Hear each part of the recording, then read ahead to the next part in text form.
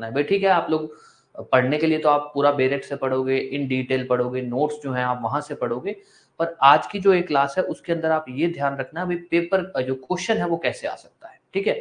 तो अपने उसी के हिसाब से बात करेंगे आज सारी। तो डोमेस्टिक वायलेंस एक्ट जो आपका एक्ट है ये कब का है? 2005 का। इसका पूरा नाम क्या है? Protection of women from domestic violence act 2005। Act कब का है ये? 2005 का। इस एक्ट को बनाया क्यों गया था? स्पेसिफिकली वुमेन की प्रोटेक्शन के लिए। तो देखा जाए तो ये किस लिए है? वुमेन की प्रोटेक्शन के लिए। तो इसके अंदर जो प्रोविजन, जो बातें लिखी होंगी वो भी किसके फेवर में लिखी होंगी? वुमेन के फेवर में। जो भी इसके प्रोविजन होंगे वो किसके फेवर में होंगे? वुमेन के फेवर में होंगे। तो ये बात मैं आपको क्यों बोल रहा हूं वुमेन के फेवर में होंगे? क्योंकि अभी अपने आगे जाके जब डेफिनेशन पढ़ेंगे और डेफिनेशन के अंदर अपने सबसे पहला वर्ड जो पढ़ेंगे एग्रीव्ड पर्सन, उसके अंदर हम ये बात दोबारा बोलेंगे। तो ध्यान रखना ये एक्ट जो है वुमेन के लिए बनाया गया है, वुमेन को प्रोटेक्शन फ्रॉम डोमेस्टिक वायलेंस के लिए, ठीक है। आपका फर्स्ट टाइम है, अगर आपका फर्स्ट टाइम है नीतू जी तो आप ये क्लास कर लीजिए, आपको एक बेसिक ओवरव्यू हो जाएगा मोटा मोटी तौर पर। फिर उसके बाद जो डिटेल क्लास है या फिर जो आपको जो नोट्स अपलोड हो रखे ना, फिर आप वो पढ़ लेना, आपको काफी चीजें अच्छे से समझ आ जाएंगे, ठीक है। चलो अब आ जाइए डोमेस्टिक वायलेंस पे। हमारे लिए डोमेस्टिक वायलेंस में सबसे पहली बात, डोमेस्टिक वायलेंस के अंदर कितने चैप्टर हैं, कितने सेक्शन हैं? चैप्टर हैं 5, सेक्शन है 37। पूछा नहीं जाता है बट फिर भी इतना भी इजी नहीं रखना कि ये बेसिक चीजें भी अपने कवर ना करें। 5 चैप्टर है, 37 सेक्शन है, ये अपने को ध्यान रखना है। ये एक्ट फोर्स में कब आया था? ये एक्ट फोर्स में आया था 26 अक्टूबर 2006 को। ये फोर्स वाली डेट्स याद रखना, कौन सा एक्ट कब फोर्स में आया था, क्या उसकी कहानी थी, ये सब बातें। तो फोर्स में कब आया था? 26 अक्टूबर 2006 को। ये क्वेश्चन इंपॉर्टेंट है। तो सबसे पहला अगर अपने इंट्रोडक्शन की बात करें डोमेस्टिक वायलेंस की, तो भैया ऐसा है कि ये एक्ट पूरे इंडिया में लगता है, होल ऑफ इंडिया में ये लगता है, और ये एक्ट लागू हुआ था 26 अक्टूबर 2006 को। ये इसका इंट्रोडक्शन है, इससे ज्यादा अपने को कुछ नहीं ध्यान रखना। सेक्शन 1 जिसको अपने बोल सकते हैं, वहां से आपसे सिर्फ एक ही क्वेश्चन पूछा जा सकता है कि जो डोमेस्टिक वायलेंस एक्ट है 2005 वो लागू कब हुआ? तो जी लागू हुआ 26 अक्टूबर 2006। उसके अलावा ये आपसे कुछ नहीं पूछा जा सकता। अब आते हैं जहां से सबसे ज्यादा क्वेश्चन पूछे जाते हैं, डेफिनेशन। सेक्शन 2 सबसे ज्यादा क्वेश्चन। इस एरिया को याद करना भी आपके लिए उतना ही मुश्किल है क्योंकि इसके अंदर काफी ज्यादा डेफिनेशन है, लगभग लगभग क्या 20 डेफिनेशन है। तो सबसे पहली बात तो वो याद कैसे होगी? तो कुछ इस तरह से आप याद करोगे, A C D M N P R S. अब आपकी इच्छा है, आप चाहे तो ऐसे लिख लो इसको, A C D M N P R S, ठीक है। अब उससे फायदा क्या होगा भाई? ऐसा है कि इसमें कितने सेक्शन है, इसमें कितने 20 डेफिनेशन है। तो आपको इसको पार्ट्स में याद करना हो, पार्ट्स में याद कर लेना कि पहले तो इतना कवर कर लेना कि ए सी डी और एम पर क्या क्या है, और फिर उसके बाद ये कवर कर लेना। देखो डेफिनेशन एक तो होती है याद करने का तरीका कि आप लोग जैसे नॉर्मली याद रखते हो 2A क्या है, 2B क्या है, 2C क्या है, ये है वो है, जो एक जिसको अपने बोल सकते हैं रट्टा वाली कहानी। कुछ होती है डेफिनेशंस में आप ट्रिक बना लो, तो ट्रिक का आपको फायदा क्या होता है कि आपको बार बार याद नहीं करना पड़ेगा। अगर आपने ट्रिक अच्छे से याद रखी है, 1 लाइन या 2 लाइन की वो ट्रिक होती है, अगर आपने वो अच्छे से याद कर ली है, उस ट्रिक का अगर आपने रट्टा मार लिया है, आपको याद रहेगा। बस उसके साथ ट्रिक में कोई गड़बड़ ना हो जाए, उसके साथ बस इतना कर लिया करो कि उस डेफिनेशंस में से 2-3 वर्ड याद रख लिया करो। जैसे कि ये याद रख लिया कि भाई डोमेस्टिक वायलेंस जो क्या नाम है आपका, डोमेस्टिक रिलेशनशिप जो है वो 2F पर है, रिस्पोंडेंट जो है वो 2Q पर है। उससे फायदा क्या होगा कि अगर आप ट्रिक में कोई गड़बड़ कर रहे होगे तो वो गड़बड़ नहीं होगी। क्यों? आपने याद कर रखा है 2Q पे रिस्पोंडेंट है। अगर आपने ट्रिक में कोई गलती की, ट्रिक में थोड़ी बहुत कोई वर्ड आपने मिस कर दिया, तो आपको पता लग जाए कि यार अपने ने कोई ना कोई वर्ड मिस किया है, रिस्पोंडेंट 2Q पर ही आना चाहिए। तो ये एक तरीका होता है। तो डेफिनेशन कुछ ऐसे से याद कर लेना, ACD-MN-PRS, ठीक है। और उसके बाद कोई भी दो वर्ड, एक डोमेस्टिक रिलेशनशिप उठा लेना, एक आप रिस्पोंडेंट, कोई भी दो वर्ड उठा लेना, बिल्कुल आसपास के ना हो। कोई मान लीजिए कोई DEF के आसपास का कोई उठा लिया, कोई लास्ट का उठा लिया, ये दो वर्ड उठा लिया, उससे क्या है, आपको अगर कोई गड़बड़ होगी तो पता लग जाएगा, ठीक है। अब आते हैं अपने डेफिनेशन पे। ACDM, ए में एक ही वर्ड है, एग्रीव्ड पर्सन, इंपॉर्टेंट है, मार्क कर लो, इंपॉर्टेंट है। सी के अंदर तीन वर्ड है, child, compensation order, custody order. इसके अंदर चाइल्ड इंपॉर्टेंट है, कई बार आया हुआ है। डी में domestic incident report, domestic relationship, domestic violence and dowry. Important domestic relationship, ये इंपॉर्टेंट है। अब उसके बाद चलो एम को बाद में नीचे ले जाते हैं अपने एम के अंदर आपके आता है magistrate, medical facility, monetary relief. Important है magistrate, monetary relief. And not important, कुछ भी इंपॉर्टेंट नहीं है इसमें। Notification. P prescribed,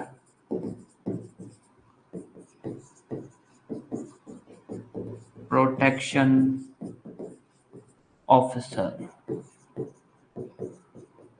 protection order. इसके अंदर इंडेक्स इंपॉर्टेंट है, इन दोनों का इंडेक्स इंपॉर्टेंट है कि प्रोटेक्शन ऑफिसर किस सेक्शन पे डिफाइंड है, प्रोटेक्शन ऑर्डर किस सेक्शन पे डिफाइंड है।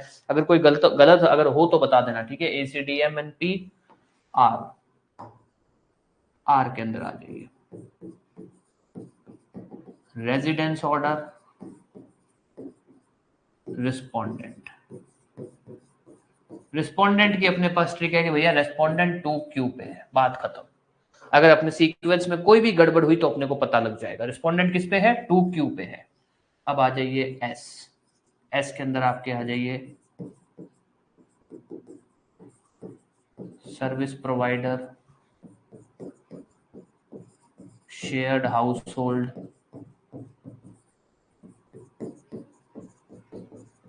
Shelter home. ये है आपका 2S पे। उसके बाद डोमेस्टिक रिलेशनशिप है आपका 2F पे।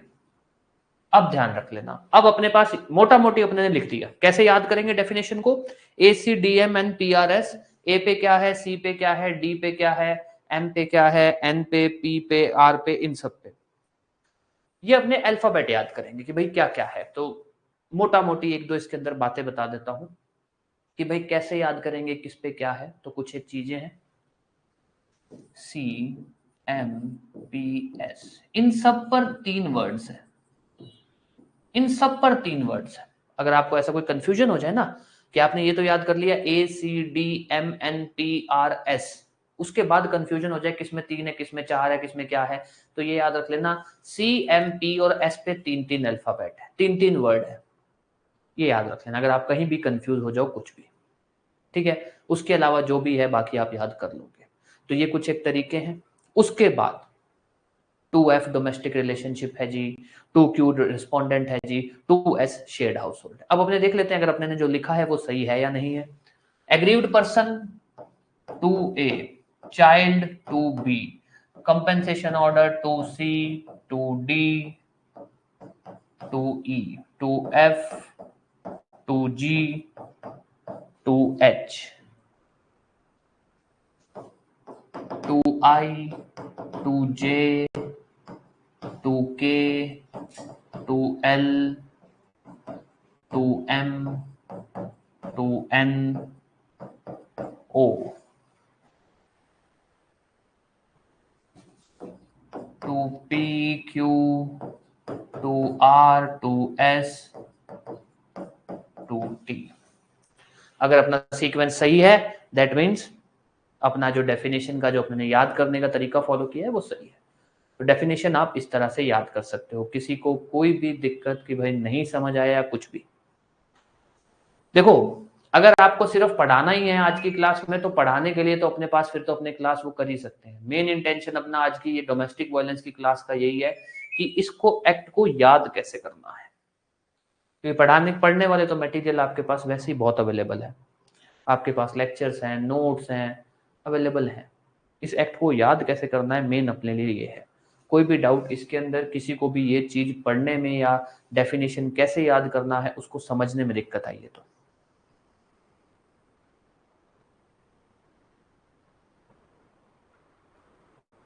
यस कोई भी डाउट अब इसमें मार्क कर लेना जो आ सकता है, जो पूछा जाता है।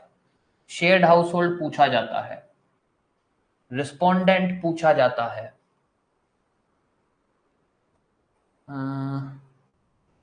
इनका इंडेक्स पूछा जाता है, प्रोटेक्शन ऑर्डर प्रोटेक्शन ऑफिसर का, मेडिकल मॉनेटरी रिलीफ पूछा जाता है, मजिस्ट्रेट पूछा जाता है, डाउरी का से इंडेक्स पूछा जाता है, इसका इंडेक्स पूछा जाता है। भाई डाउरी वर्ड डीवी एक्ट के अंदर कहाँ डिफाइंड है, domestic violence word DV act के अंदर कहाँ डिफाइंड है। ठीक है, तो सेक्शन पे देख लेना कहाँ पे है।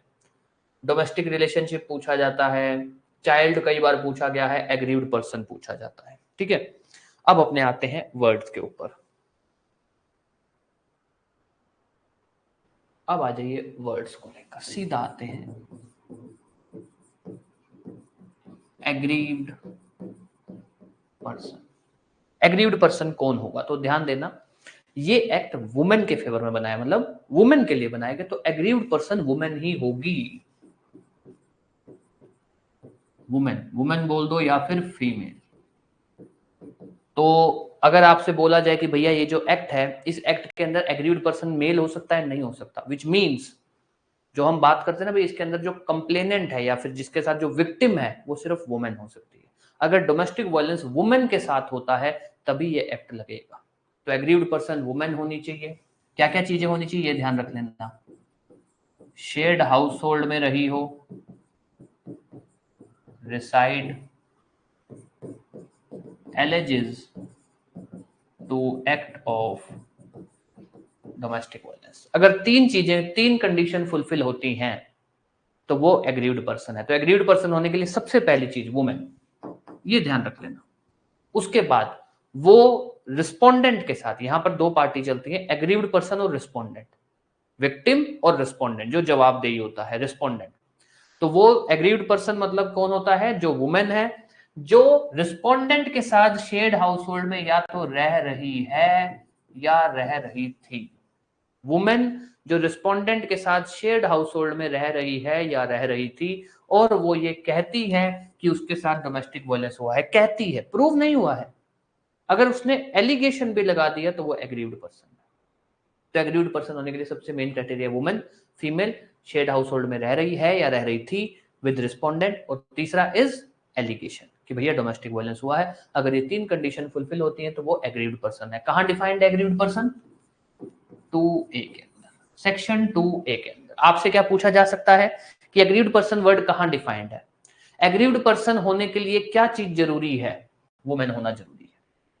क्या मेल एग्रीव्ड हो सकता है? नहीं हो सकता है, एक चीज। अब आ जाइए दूसरा, चाइल्ड। कई बार पूछा गया है कि भाई चाइल्ड वर्ड जो डोमेस्टिक वायलेंस एक्ट के अंदर बताया गया है उसका मतलब क्या है या उसमें क्या क्या आता है।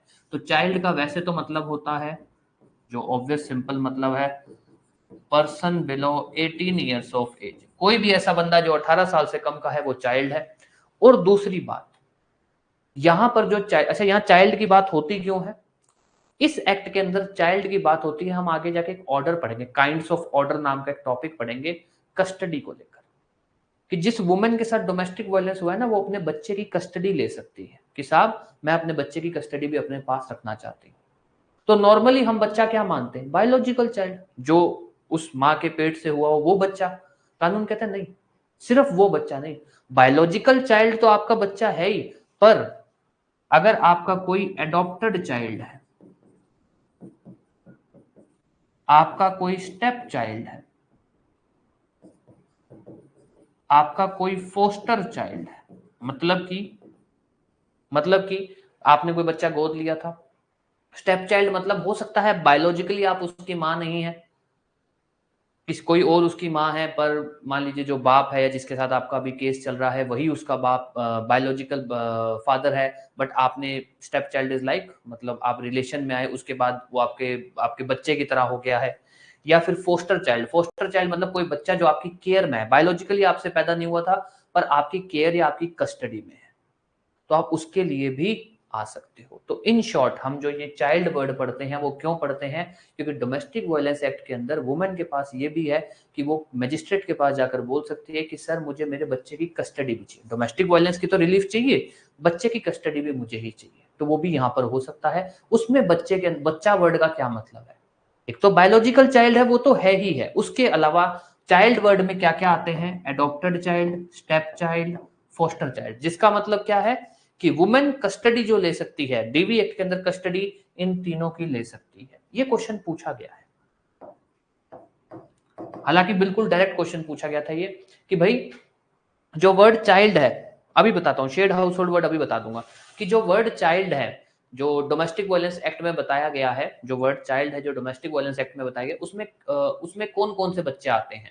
तो बायोलॉजिकल चाइल्ड तो आता है, ये तो आता ही आता है, हालांकि लिखा नहीं हुआ है पर ये तो आता ही है क्योंकि ये तो उस माँ के ही पेट से पैदा हुआ है, ये तो आता ही है।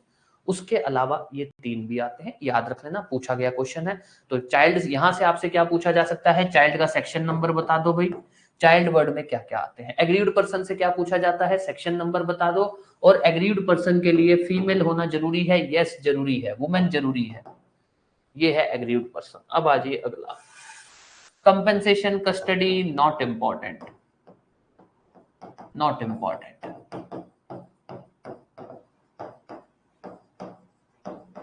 ये ऐसे ही है, कुछ इसमें इतना कुछ नहीं है। उसके बाद domestic incident report,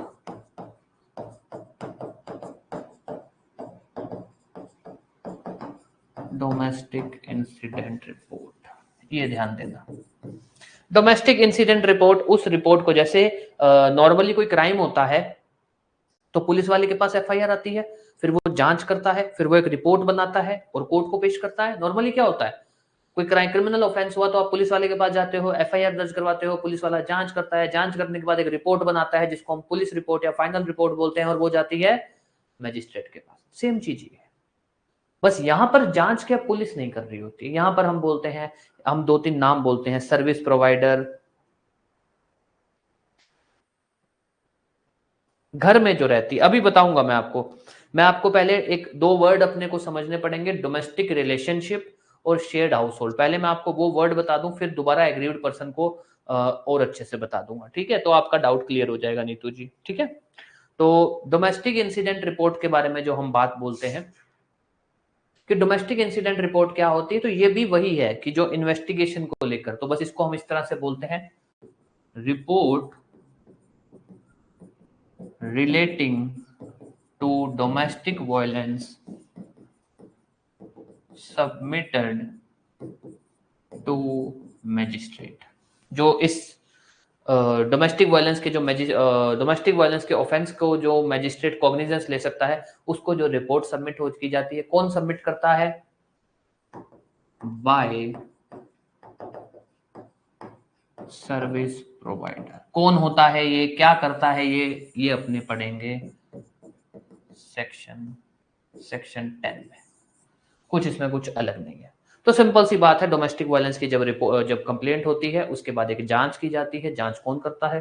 service provider, और फिर वो एक रिपोर्ट बनाता है और उसको सबमिट करता है मैजिस्ट्रेट को। उस रिपोर्ट को हम बोलते हैं डोमेस्टिक इंसिडेंट रिपोर्ट। हुआ नहीं हुआ, जितनी भी उसको आसपास की बातें लगती है, तो इंपॉर्टेंट नॉट इंपॉर्टेंट। अब आ जाइए अगला वर्ड जो बहुत इंपॉर्टेंट है, डोमेस्टिक रिलेशनशिप। एक्चुअली में तो उन्होंने बोला कि डोमेस्टिक रिलेशनशिप क्या होता है, पर जो अगर हम इसका मीनिंग समझे ना तो ये कहना चाहता है कि कब हम ये कह सकते हैं कि दो लोग डोमेस्टिक रिलेशनशिप में है, कि कब आप कह सकते हो कि ये दो लोग डोमेस्टिक रिलेशनशिप में है। डोमेस्टिक रिलेशनशिप क्यों? क्योंकि डोमेस्टिक रिलेशनशिप दो चीजें, डोमेस्टिक वायलेंस के ऑफेंस के लिए दो चीजें बहुत जरूरी हैं, एक डोमेस्टिक रिलेशनशिप, एक shared house hold. Domestic relationship क्या है, शेयर्ड हाउस होल्ड क्या है, वो अपने अभी पढ़ लेंगे।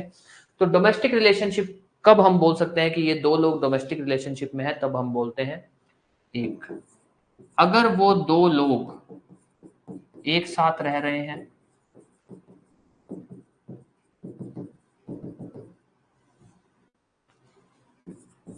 इन शेयर्ड हाउस होल्ड। तीसरा, आपस में रिलेटेड हैं by blood, marriage, adoption, relationship in nature of marriage. अब ध्यान देना, कब आप दो लोगों को बोल सकते हो कि ये दो लोग डोमेस्टिक रिलेशनशिप में हैं? अगर वो दो लोग एक साथ शेयर्ड हाउस होल्ड में रह रहे हैं, एक साथ रह रहे हैं, शेयर्ड हाउस होल्ड में रह रहे हैं, और सिर्फ साथ में रह नहीं रहे हैं, वो लोग आपस में रिलेटेड भी होने चाहिए। कैसे रिलेटेड होने चाहिए? ब्लड, ब्लड वर्ड का आपके बेरेक्ट में यूज किया गया है कंसेंग्विनिटी। अगर दो लोग आपस में खून का रिश्ता है, खून का जरूरी नहीं कि भाई सेम ही माँ बाप के सगे भाई बहन हो, ऐसा कुछ नहीं है।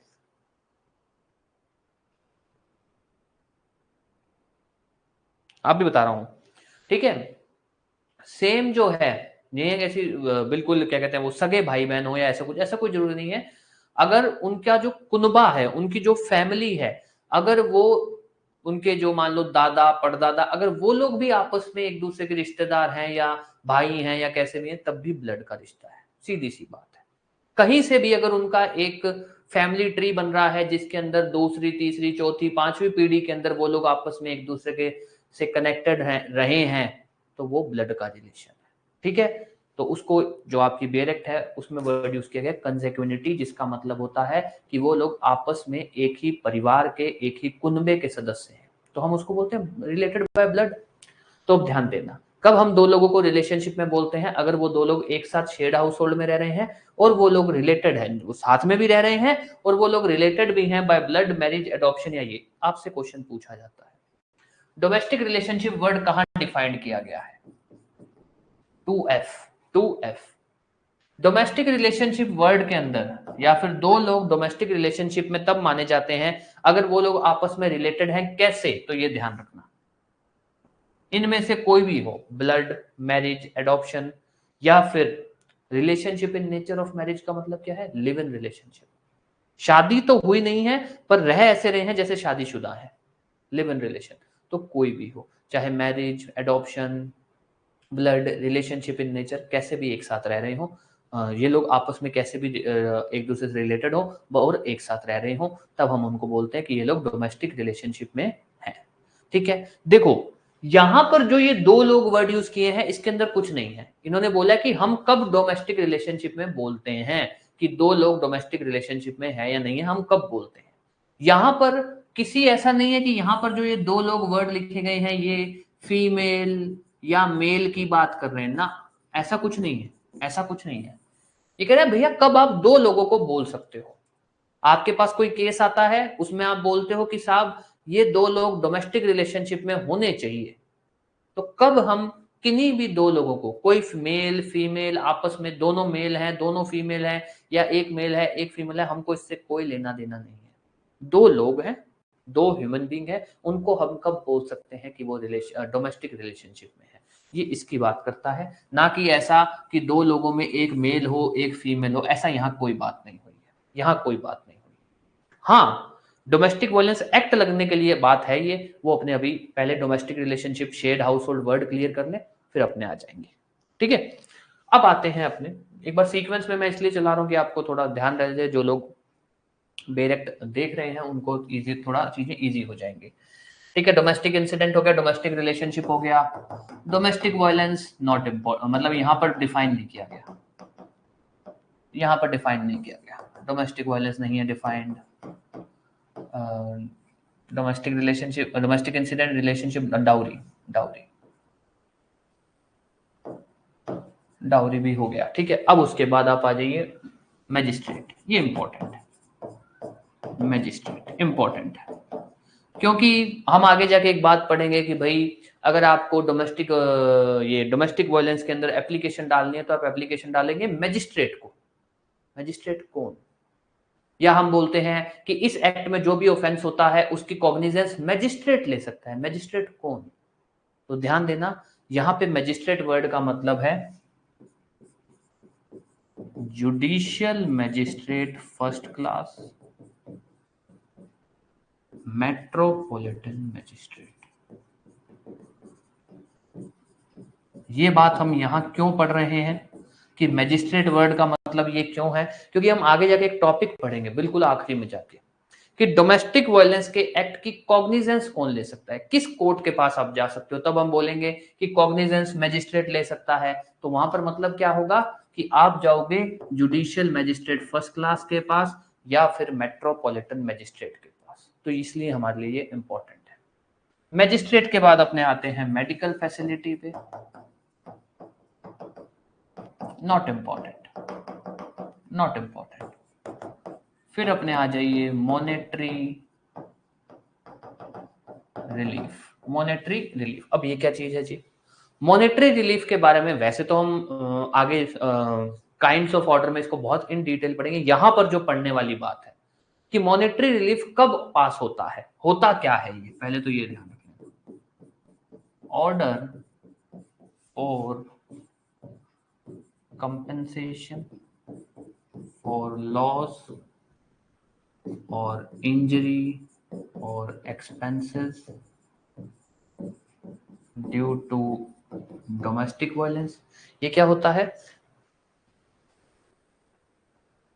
हाँ अपने मैं उसको बता दूंगा अभी, अभी ये बता दूंगा ना, बीएनएसएस वाला भी पॉइंट। ठीक है शिवम, अभी बता दूंगा।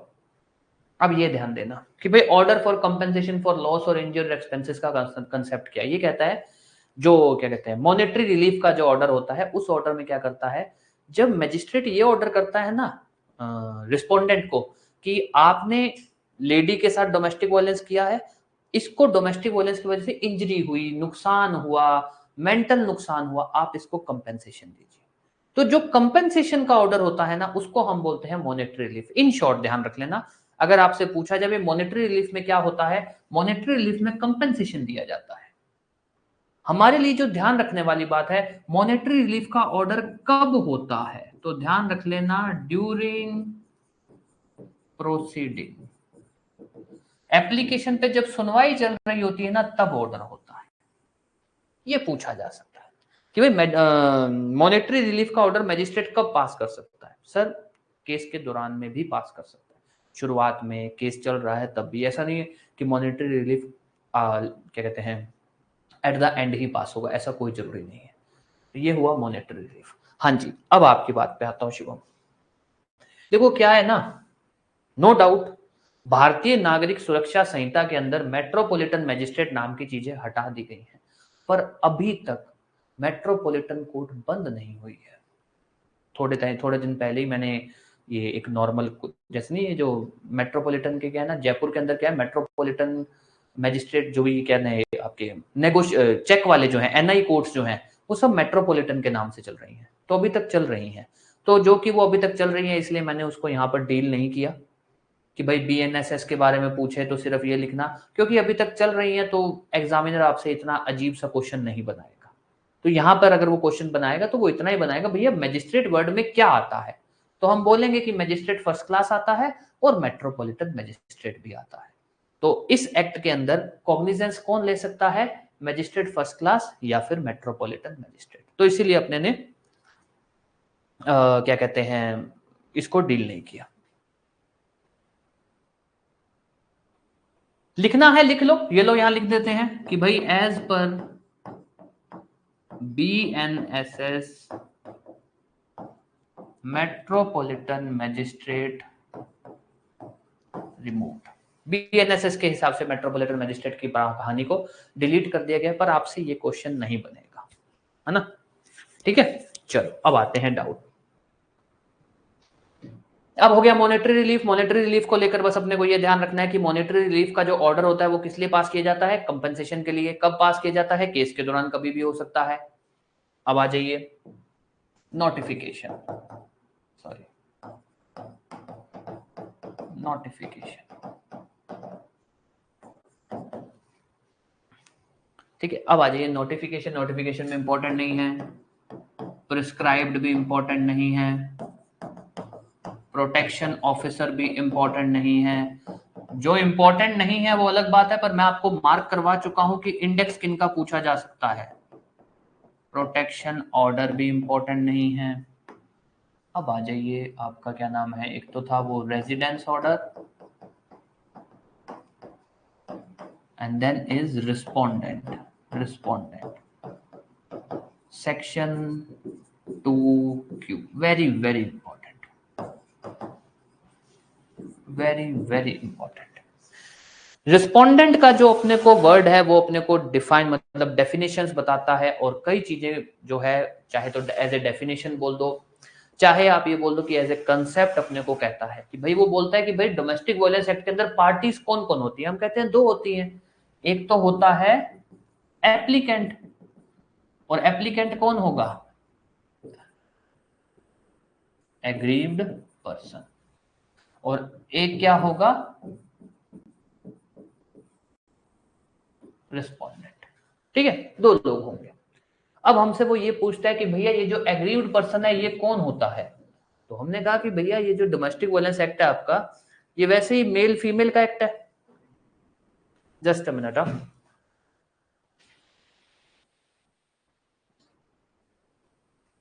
पानी पिया जा।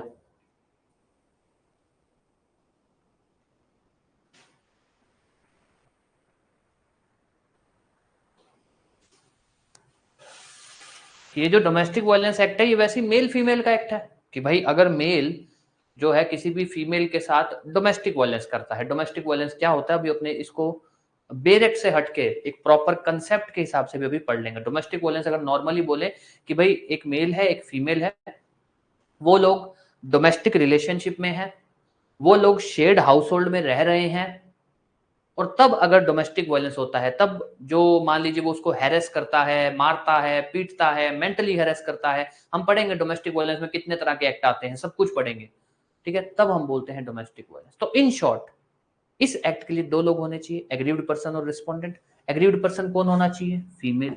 जिसके साथ इंसिडेंट हो वो कौन होना चाहिए? फीमेल। रिस्पोंडेंट कौन होना चाहिए? मेल। रिस्पोंडेंट कौन होना चाहिए? मेल।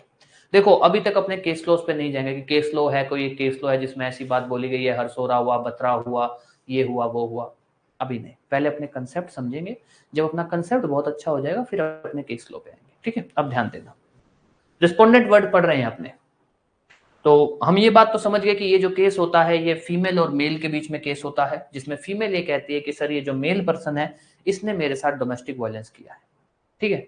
तो हमारे लिए रिस्पोंडेंट कौन हुआ? सबसे पहली बात, रिस्पोंडेंट कौन होता है तो हम क्या बोलेंगे कि भैया रिस्पोंडेंट होने के लिए जो पर्सन है वो पर्सन क्या होना चाहिए? मेल पर्सन होना चाहिए, और ऑब्वियस एडल्ट होना चाहिए। एडल्ट क्यों? कि साहब अगर बच्चा है तो क्राइम क्या कहते हैं अपना क्रिमिनल लॉ पनिश ही नहीं कर सकता। अगर 18 साल से कम उम्र का बच्चा है, वो अगर किसी लेडी के साथ डोमेस्टिक वायलेंस करता है तो सर जेजे एक्ट लगेगा उस पर, डीवी एक्ट लगा ही नहीं सकते हो आप। और अगर वो 7 साल से कम है फिर तो सर BNS IPC आ जाएगा, जो कहता है नहीं 7 साल से कम को तो आप पनिश ही नहीं कर सकते हो। तो अगर बच्चा है तो ये एक्ट ही नहीं लगेगा। तो जो इन्होंने बात लिखी ना भाई एडल्ट होना चाहिए, 18 साल या उससे ऊपर का होना चाहिए, वो इसीलिए लिखा है, अदरवाइज ये एक्ट ही नहीं लगेगा। तो रिस्पोंडेंट के लिए मेल पर्सन होना चाहिए, एडल्ट होना चाहिए, डोमेस्टिक रिलेशनशिप में रहना चाहिए, डोमेस्टिक रिलेशनशिप होना चाहिए उनके बीच में, और उसके अगेंस्ट एप्लीकेशन आनी चाहिए अंडर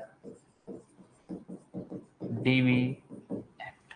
ये हम बोलते हैं रिस्पोंडेंट। हमसे जो पूछा जाता है, रिस्पोंडेंट वर्ड कहाँ डिफाइन है, रिस्पोंडेंट कौन हो सकता है, तो ध्यान रखना मेल और एडल्ट, बड़ा 18 साल से ऊपर और मेल होना चाहिए, 18 या उससे ऊपर होना चाहिए और मेल होना चाहिए। और उसके अलावा रिस्पोंडेंट होने के लिए क्या क्या जरूरी है, एडल्ट मेल होना चाहिए, डोमेस्टिक रिलेशनशिप में होना चाहिए, और उसके खिलाफ डोमेस्टिक वायलेंस एक्ट के अंदर कोई ना कोई केस होना चाहिए, तब हम उसको बोलते हैं रिस्पोंडेंट एज पर डोमेस्टिक वायलेंस एक्ट। उसके अलावा हम एक कहानी और बोलते हैं कि भैया रिस्पोंडेंट के अंदर और कौन कौन हो सकते हैं, तो ऑब्वियस है रिलेटिव ऑफ आपका हस्बैंड,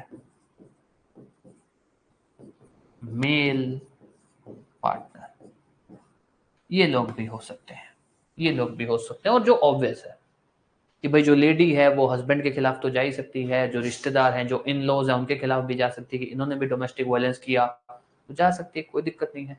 तो रिस्पोंडेंट के अंदर ये लोग भी, या मैं बोलूं कंप्लेंट जो है, जो डोमेस्टिक वायलेंस एक्ट की जो कंप्लेंट है वो मेन बंदे के खिलाफ भी डल सकती है, हस्बैंड के रिलेटिव या मेल पर्सन या मेल पार्टनर के खिलाफ भी डल सकती है। ठीक है, उसके बाद आप आ जाइए रिस्पोंडेंट के बाद service provider, not important, not important. Shared household, shared household के अंदर एक चीज ध्यान रख लेना, प्री में जो आपसे पूछा जाता है शेयर्ड हाउसहोल्ड का सेक्शन नंबर, सेक्शन नंबर बता दो इसका क्या है। और उसके अलावा जो पूछा जाता है शेयर्ड हाउसहोल्ड, उसके अलावा प्री में नहीं पूछा जाता, जो उसकी डेफिनेशन है वो आपसे मेंस में पूछी जाती है, कई बार पूछी गई है। अपने बस अभी इतना ध्यान रख लेना कि शेयर्ड हाउसहोल्ड का मतलब होता है वो हाउसहोल्ड या वो घर जिसमें आपका क्या नाम है, ये एग्रीव्ड पर्सन एंड रिस्पोंडेंट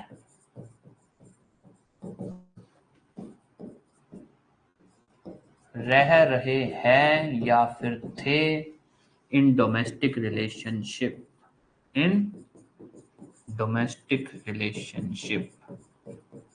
तो हम शेयर्ड हाउसहोल्ड कब बोलते हैं, ऐसा कोई भी घर जिसके अंदर ये दोनों लोग रह रहे हैं और दोनों लोग क्या होने चाहिए, डोमेस्टिक रिलेशनशिप में भी होने चाहिए। डोमेस्टिक रिलेशनशिप क्या होता है कि आपस में रिलेटेड होने चाहिए, कैसे भी, ब्लड, मैरिज, अडॉप्शन, कैसे भी। तो अगर ये तीनों चीजें हैं, एग्रीव्ड पर्सन, रिस्पोंडेंट एक साथ एक घर में रह रहे हैं और वो डोमेस्टिक रिलेशनशिप में है, तो हम उस घर को क्या बोलते हैं, शेयर्ड हाउस होल्ड। वो घर हो सकता है किसी एक के नाम पे किराए पे हो, वो घर हो सकता है उसमें उसका जो मालिक हो वो इन दोनों में से कोई एक ही हो, या घर हो सकता है उनमें से कोई भी उस घर का मालिक ना हो, या कोई भी उस घर का किसी का भी कोई भी अधिकार ना हो, हमको उससे कोई लेना देना नहीं है। घर है, घर में वो दोनों एक साथ रह रहे हैं और वो लोग डोमेस्टिक रिलेशनशिप में हैं, हम उसको बोलेंगे शेयर्ड हाउस होल्ड। इतनी सी अपनी बात है। अब उसके बाद आप आ जाइए शेल्टर होम। ये शेल्टर होम ये सब ऐसा होता है कि जो एनजीओज ने बनाए होते हैं, जहां पर हम आगे जाके कहानी पढ़ेंगे शेल्टर होम और ये सब क्या होते हैं, कि अगर उस लेडी के साथ कोई डोमेस्टिक वायलेंस होता है और उसको जो भी अथॉरिटीज होती हैं वो कहीं प्रोटेक्शन में रखना चाहती हैं, या उसको एक बार जब तक मामला चल रहा है उसको रहने के लिए कोई जगह देना चाहती हैं, तो वो लोग शेल्टर होम, मेडिकल फैसिलिटी यहाँ पर लेके जाती हैं। ठीक है, अब एक बार क्या पूछा जा सकता है, कैसे याद करना है, अब ध्यान दे देना, इन डिटेल लिखा हुआ है वो आप लोग पढ़ लेना स्लाइड से। अब आ जाओ एग्रीव्ड पर्सन में जो ध्यान रखना है, सेक्शन 2A डिफाइन करता है एग्रीव्ड पर्सन को। एग्रीव्ड पर्सन के लिए सबसे बड़ी बात जो आप ध्यान रखोगे कि एग्रीव्ड पर्सन होने के लिए फीमेल होना जरूरी है। ठीक है, एनजीओ की कोई टाइप नहीं होती जी, एनजीओ कोई भी हो सकता है, सोसाइटी, ये जो होती है ना आपकी, मान लो कोई भी ले लो, ये जो सोसाइटी के लिए जो भी ऑर्गेनाइजेशंस काम कर रहे हैं, तो कोई भी ऑर्गेनाइजेशन उठा लो, वो सब एनजीओज है। ठीक है, यस। एग्रीव्ड पर्सन होने के लिए सबसे बड़ी बात जो ध्यान रखोगे फीमेल, कि एग्रीव्ड पर्सन कौन होता है, वो फीमेल। ठीक है, एक चीज ध्यान रखोगे। चाइल्ड के अंदर आप सबसे बड़ी बात क्या रखोगे, चाइल्ड के अंदर और कौन कौन आता है, adopted child, foster child, step child. Compensation order, custody order हमारे किसी काम का नहीं है, बस इनके इंडेक्स याद रख लेना। डोमेस्टिक इंसिडेंट रिपोर्ट किसी काम का नहीं है। डोमेस्टिक रिलेशनशिप क्या बोलता है, दो लोग डोमेस्टिक रिलेशनशिप में कब माने जाते हैं, अगर वो दो लोग एक साथ रह रहे हैं और वो दोनों लोग क्या रिलेशनशिप में है, ब्लड मैरिज एडॉप्शन के रिलेशनशिप में है, तब है डोमेस्टिक रिलेशनशिप। इंपॉर्टेंट है, डोमेस्टिक वायलेंस यहाँ पर इंपॉर्टेंट नहीं है, डाउरी यहाँ पर इंपॉर्टेंट नहीं है, इंडेक्स ध्यान रख लेना बस। मैजिस्ट्रेट वर्ड के अंदर क्या क्या आता है, जेएम फर्स्ट क्लास या फिर metropolitan magistrate. Medical facility, monetary relief, monetary relief में बस ये याद रख लेना कि मॉनेटरी रिलीफ का ऑर्डर कभी भी केस के दौरान पास किया जा सकता है। नोटिफिकेशन नॉट इंपॉर्टेंट, प्रिस्क्राइब्ड, ये सब कोई इंपॉर्टेंट नहीं है। उसके बाद आप आ जाइए रेजिडेंस ऑर्डर। रिस्पोंडेंट में याद रखना है, रिस्पोंडेंट होने के लिए क्या जरूरी है, adult male person, adult mail होना चाहिए। और उसके अलावा क्या है, एक साथ रह रहे हैं, शेयर्ड हाउस होल्ड में रह रहे हैं और उसके खिलाफ इस एक्ट के अंदर रिलीफ या एप्लीकेशन आई है, तो वो रिस्पोंडेंट है। Service provider not important, shared house hold का इंडेक्स नंबर याद रख लेना बस। बाकी मेंस के अंदर आपको शेयर्ड हाउस होल्ड की डेफिनेशन आनी चाहिए, बाकी शेयर्ड हाउस होल्ड प्री में इन डिटेल नहीं पूछा जाता। हाँ जी,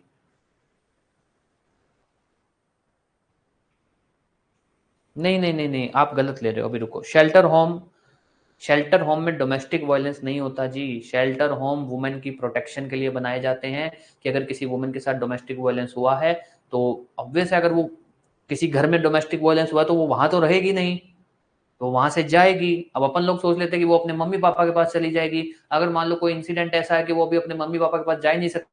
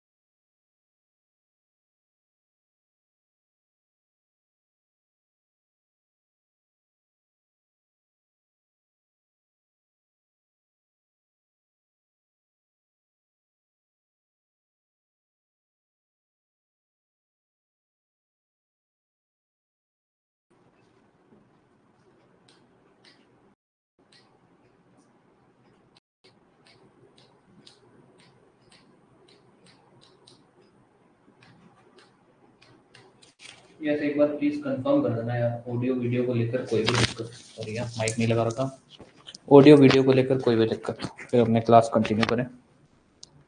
सॉरी यार, क्लास को लेकर कोई इशू आ गया था।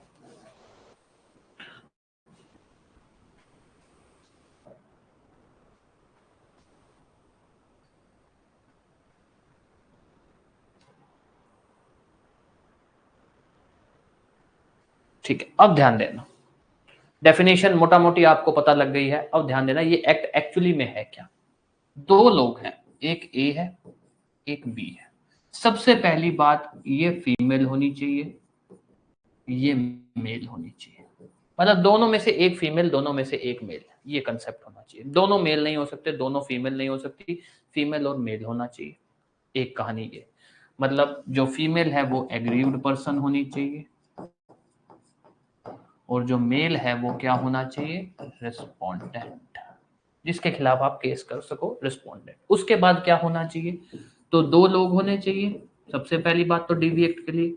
उसके बाद डोमेस्टिक रिलेशनशिप इन लोगों में होना चाहिए। डोमेस्टिक रिलेशनशिप जो आपका बेयर एक्ट बोलता है ना, वो तो ऐसा बोलता है कि भाई अगर दो लोग, हाँ बता रहा हूं, दो लोग अगर एक साथ रह रहे हैं तो वो डोमेस्टिक, एक साथ एक ही घर में रह रहे हैं और वो लोग एक दूसरे से रिलेटेड हैं, तो डोमेस्टिक रिलेशनशिप है। बात आप इनकी सही है, पर अपने जो कंसेप्ट पढ़ रहे हैं, अपने उसमें क्या बोल रहे हैं कि भैया ऐसा है कि डोमेस्टिक रिलेशनशिप मतलब रिलेटेड हो। रिलेटेड कैसे हो, ब्लड, मैरिज, एडॉप्शन, इनमें से किसी भी तरीके से। उसके बाद क्या है, शेयर्ड हाउस होल्ड, एक साथ रह रहे हो। शेयर्ड हाउस होल्ड का मतलब क्या है, एक साथ रहना, एक साथ एक घर में रहना।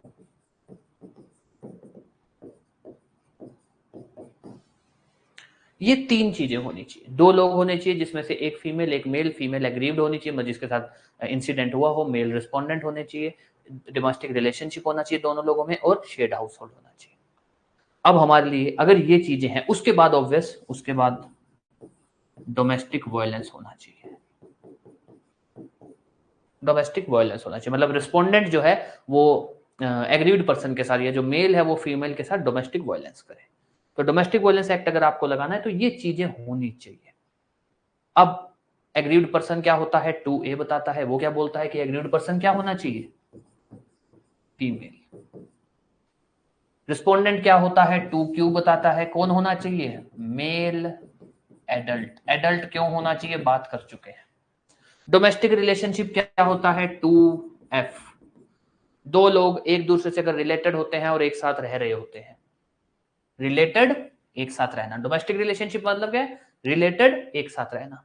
शेयर्ड हाउस होल्ड मतलब वो घर जिसमें वो लोग एक साथ रह रहे होते हैं, 2S, घर जिसमें एक साथ रह रहे होते हैं। डोमेस्टिक वायलेंस का मतलब क्या है, वो हम सेक्शन 3 में पढ़ेंगे कि भाई किस एक्ट को आप डोमेस्टिक वायलेंस बोल सकते हो। अगर ये सब चीजें होती हैं तब वहां पर डोमेस्टिक वायलेंस एक्ट आ जाता है, वहां पर आप डोमेस्टिक वायलेंस एक्ट के अंदर जा सकते हो।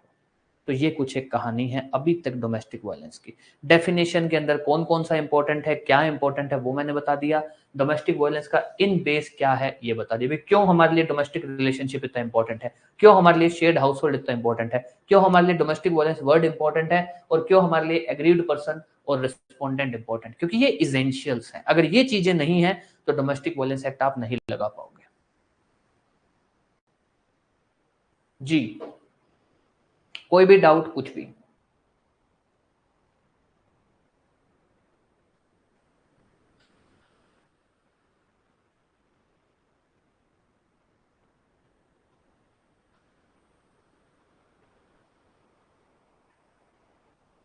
डेफिनेशन, डोमेस्टिक वायलेंस एक्ट का सेक्शन 2 या डेफिनेशन वाला एरिया बहुत इंपॉर्टेंट है, अच्छे से करना।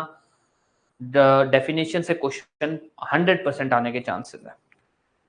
अब आ जाइए आगे, देखो हम क्या क्या पढ़ चुके हैं अभी तक। एग्रीव्ड पढ़ लिया, रिस्पोंडेंट पढ़ लिया, रिलेशनशिप पढ़ लिया, ये अब डीवी रह गया। डोमेस्टिक वायलेंस क्या होता है जी, व्हाट इज डोमेस्टिक वायलेंस, किसको आप बोल सकते हो डोमेस्टिक वायलेंस। देखो ऐसा है, अपने को ये क्लास मान लो डोमेस्टिक वायलेंस वाली जो ये जो डीवी एक्ट की क्लास है इसको खत्म करना है, पर इसका मतलब ये नहीं है कि आपको चाहे नहीं भी समझ आ रहा तब भी बैठे हो, ऐसा कुछ नहीं है। आपको लगे कि भाई नहीं समझ आ रहा दोबारा बता दो तो बता देंगे। क्लास का पर्पस ये है कि आपको ये पता लग जाए कि डीवी एक्ट के अंदर पेपर में से क्या क्या पूछा जा सकता है, कैसे क्वेश्चन आ सकता है। पर इसका मतलब ये नहीं है कि अगर हम अपने बहुत ज्यादा तेज पढ़ा रहे हैं, आपको नहीं समझ आ रहा है या आप नहीं कॉप अप कर पा रहे हो तो बोल रहे हो कि तो भी आप चुपचाप बैठो, ये मत करना। चाहे टाइम लग जाए पर अच्छे से समझ के जाना, ठीक है। चलो अब आ जाओ डोमेस्टिक वायलेंस। अब डोमेस्टिक वायलेंस क्या होता है, सबसे मुश्किल है। वैसे तो ये मेंस में आता है डोमेस्टिक वायलेंस क्या होता है, पर इसमें से कुछ एक क्वेश्चन है जो प्री में पूछे जाते हैं। क्या पूछे जाते हैं वो अपने इस टॉपिक के बाद बात कर लेंगे। पर डोमेस्टिक वायलेंस क्या होता है, डोमेस्टिक वायलेंस को अपने कैसे याद करेंगे, अब इस पे ध्यान देते ना। HADIT, had it, had it, ठीक है। हैबिट बोल दो, हैबिट बोलना है तो हैबिट बोल दो, हैड इट बोलना है हैड इट बोल दो, जैसी आपकी इच्छा करे। अब ध्यान दे देना, sorry, domestic violence obvious respondent द्वारा किए गए एक्ट को, किसके एक्ट को आप डोमेस्टिक वायलेंस में ला सकते हो, रिस्पोंडेंट के एक्ट को। रिस्पोंडेंट अगर कोई एक्ट करता है तो उसको आप डोमेस्टिक वायलेंस में आप ला सकते हो। तो अब ध्यान देना कि रिस्पोंडेंट के कौन कौन से एक्ट को हम डोमेस्टिक वायलेंस में ला सकते हैं। वो कोई भी ऐसा एक्ट करता है जो हार्म कोज करता है, चाहे तो आप फिजिकल हार्म की बात कर दो, चाहे आप मेंटल हार्म की बात कर दो, किसको, टू एग्रीव्ड, एग्रीव्ड। सो सबसे पहला जो एच से आप याद रखोगे, रिस्पोंडेंट अगर फिजिकल हार्म मारा पीटी कुछ भी, मेंटल हार्म मेंटली उसको टॉर्चर करना, मेंटली हैरेस करना, कुछ भी, चाहे फिजिकल हार्म चाहे मेंटल हार्म अगर उसके साथ कर रहा है तो वो क्या है, डोमेस्टिक वायलेंस है। ए के अंदर आता है एब्यूज।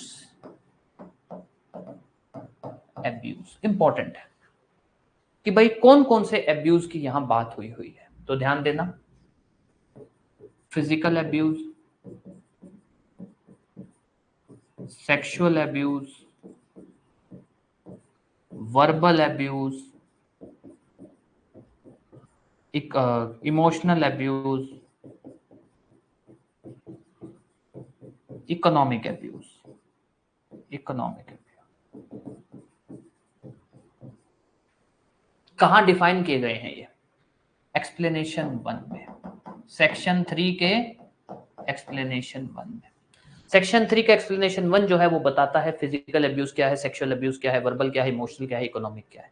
पर आपसे जो क्वेश्चन यहां से पूछा जाता है कि भाई डोमेस्टिक वायलेंस एक्ट के अंदर कौन कौन से अब्यूज आते हैं, तो याद रख लेना कौन कौन से आते हैं। इसके अलावा वो कुछ भी लिख दे, हो सकता है इससे मिलता जुलता होगा वो। फॉर एग्जाम्पल उसने लिख दिया वर्बल हो गया, इमोशनल हो गया, इकोनॉमिक, हाँ, कि भाई डोमेस्टिक वायलेंस एक्ट के अंदर फाइनेंशियल अब्यूज आता है क्या, सर फाइनेंशियल अब्यूज वर्ड नहीं यूज है, इकोनॉमिक अब्यूज वर्ड यूज है। जो वर्ड है वही ध्यान रखना है, इकोनॉमिक अब्यूज आता है, फाइनेंशियल अब्यूज नहीं लिखा हुआ है।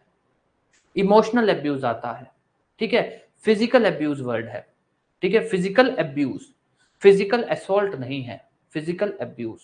सेक्सुअल अब्यूज है, सेक्सुअल डिग्निटी नहीं लिखा हुआ है, सेक्सुअल अब्यूज है। तो जो नाम है वो याद रखना, वो इकोनॉमिक की जगह फाइनेंशियल पूछ ले, नहीं फाइनेंशियल नहीं है, इकोनॉमिक अब्यूज है, ठीक है। तो ये चीज ध्यान रख लेना, अभी बता रहा हूं, ठीक है, ये ध्यान रख लेना। ये क्वेश्चन पूछा जाता है कि भाई डोमेस्टिक वायलेंस एक्ट के अंदर कौन कौन से अब्यूज आते हैं, कौन कौन से अब्यूज आते हैं, ठीक है, कहां बताए गए हैं, फिजिकल अब्यूज क्या है, सेक्सुअल अब्यूज क्या है, वर्बल क्या है, इमोशनल, एक्सप्लेनेशन 1 में कहां बताए गए हैं, सेक्शन 3 की एक्सप्लेनेशन 1 में ये भी पूछा गया क्वेश्चन है।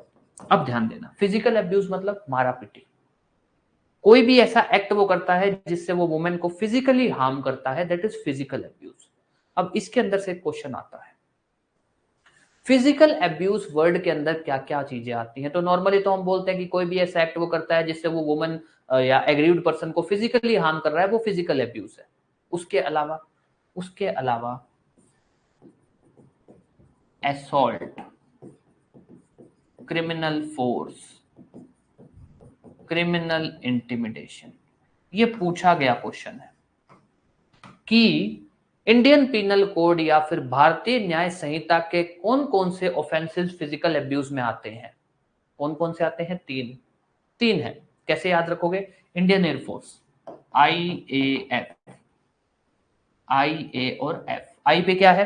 Criminal intimidation. ए पे क्या है? असोल्ट। एफ पे क्या है? Criminal force. ये तीन ऑफेंसेस जो हैं जो फिजिकल अब्यूज में आते हैं। सेक्सुअल अब्यूज क्या है? कुछ भी ऐसा करना जो वुमेन की सेक्सुअल डिग्निटी को अफेक्ट कर रहा हो।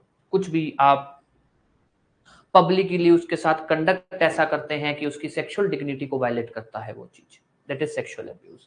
वर्बल अब्यूज, चिल्लाना, उसको लाइक वर्बल और इमोशनल वैसे एक साथ ही चलते हैं, उस चिल्लाना, ठीक है, बहस करना, दैट इज वर्बल अब्यूज, ठीक है। Then we have emotional abuse. Emotional abuse के अंदर आता है जो भी उसके इमोशनल पॉइंट है, फॉर एग्जांपल उसको बच्चा नहीं हो रहा उस चीज को लेकर बोलना, उसके मेल चाइल्ड नहीं हो रहा उस चीज को लेकर बोलना, ठीक है। मान लीजिए उसके कोई फिजिकल कोई दिक्कत है उस चीज को लेकर बोलना, इमोशनल अब्यूज, वो भी डोमेस्टिक वायलेंस है। इकोनॉमिक अब्यूज, पैसा ना देना, खर्चा ना देना, उसकी जो ज्वेलरी है वो उससे ले लेना, वो उसको देना ना, या उसको बेच देना बिना उसकी परमिशन के, इकोनॉमिक अब्यूज। घर में मान लीजिए पति पत्नी घर में रह रहे हैं तो पति की ड्यूटी बनती है घर का किराया भरने की, किराया नहीं भर रहा है पति, इकोनॉमिक अब्यूज। इकोनॉमिक फैक्टर पे, फाइनेंशियल फैक्टर पे उसको कोई भी सुविधा ना देना, या उसको कोई सुविधा आपने दे रखी थी वो उससे ले लेना, दैट इज इकोनॉमिक अब्यूज। तो ध्यान देना कौन कौन से अब्यूज आते हैं, कितने अब्यूज है? 5। Physical, sexual, verbal, emotional, economic. कहां बताए गए हैं? एक्सप्लेनेशन 1 में। एक्सप्लेनेशन 1 में ए में ये है, बी में ये है, ये दोनों सी में है और ये डी में है। इकोनॉमिक अब्यूज तो आपसे पूछा जा सकता है कि जो डोमेस्टिक वायलेंस एक्ट है उसमें कौन कौन से अब्यूज आते हैं, ये अब्यूज आते हैं, फिजिकल क्या है, इमोशनल क्या है, या ये कहां बताए गए हैं, ठीक है। एक ये क्वेश्चन पूछा जा सकता है, physical abuse Indian penal code या भारतीय न्याय संहिता के कौन से ऑफेंसेस फिजिकल अब्यूज में है, ठीक है। अब आ जाइए D. D is dowry. Dowry, dowry की इंटेंशन से उसको हैरेस करना, मारना, पीटना, डोमेस्टिक वायलेंस। आई, इंजरी कोज करना, किसी भी तरह की उसको इंजरी कोज करना, किसी भी तरह का उसको हार्म, हालांकि कुछ फर्क नहीं है हार्म और इंजरी के अंदर, बट फिर भी है इंजरी, उसको मारना। यहां भी इंजरी में यही मतलब है, बट ठीक है लिखा हुआ तो अपने ध्यान रखें। टी थ्रेट, डराना, मारा, आपने उसको मारा पीटा नहीं है, डराना, आप उसको डरा रहे हो कि उसको, उसके बच्चे को नुकसान पहुंचा देंगे, कुछ भी ऐसा किसी भी चीज को लेकर डरा रहे हो, डोमेस्टिक वायलेंस। तो अब ध्यान दे देना डोमेस्टिक वायलेंस में क्या क्या आता है। हेडिट, HADIT, सेक्शन 3 बात करता है। डोमेस्टिक वायलेंस कहां डिफाइंड है? सेक्शन 3 में। और डोमेस्टिक वायलेंस का मतलब एग्जैक्ट मीनिंग एक्सप्लेनेशन कहां है, क्या क्या चीजें आती हैं डोमेस्टिक वायलेंस में। उसके अंदर जो सबसे इंपॉर्टेंट है वो ध्यान रख लेना, एक तो ये अब्यूज, ठीक है। उसके बाद अब्यूज कहां डिफाइन है, एक्सप्लेनेशन 1, कौन कौन से ऑफेंसेस, ठीक है। उसके अलावा यहां से कुछ इंपॉर्टेंट नहीं है, मेंस में आता है। एक और चीज है, एक स्टेटमेंट है, all facts and circumstances।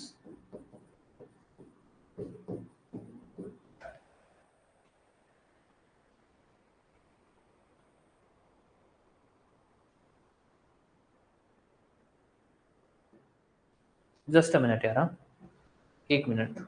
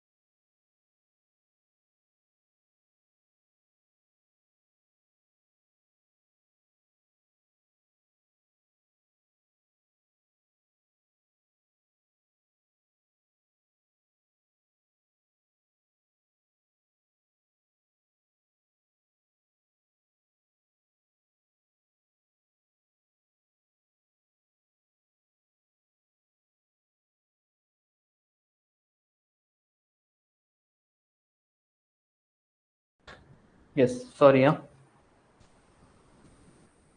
चलो।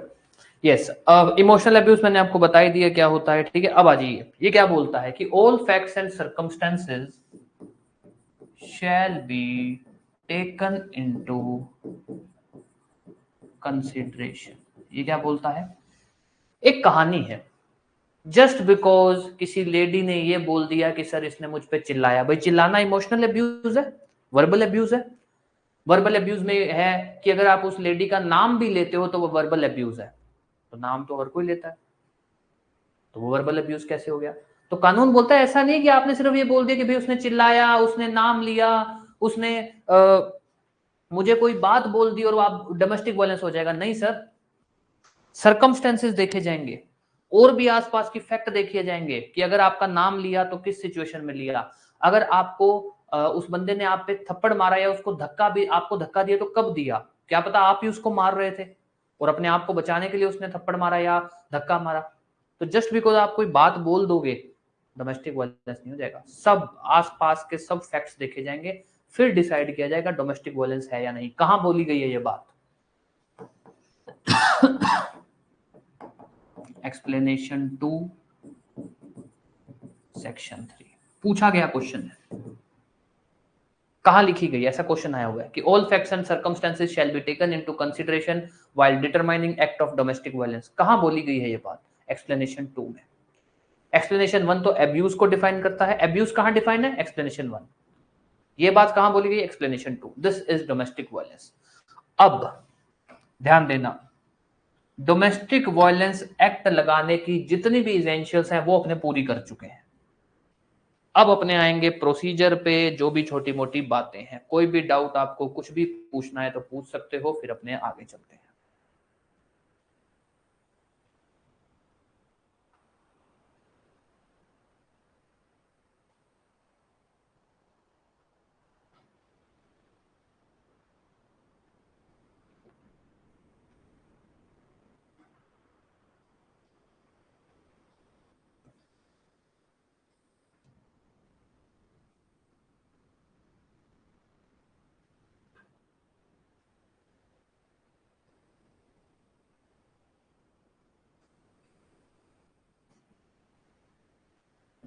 चलिए अब आते हैं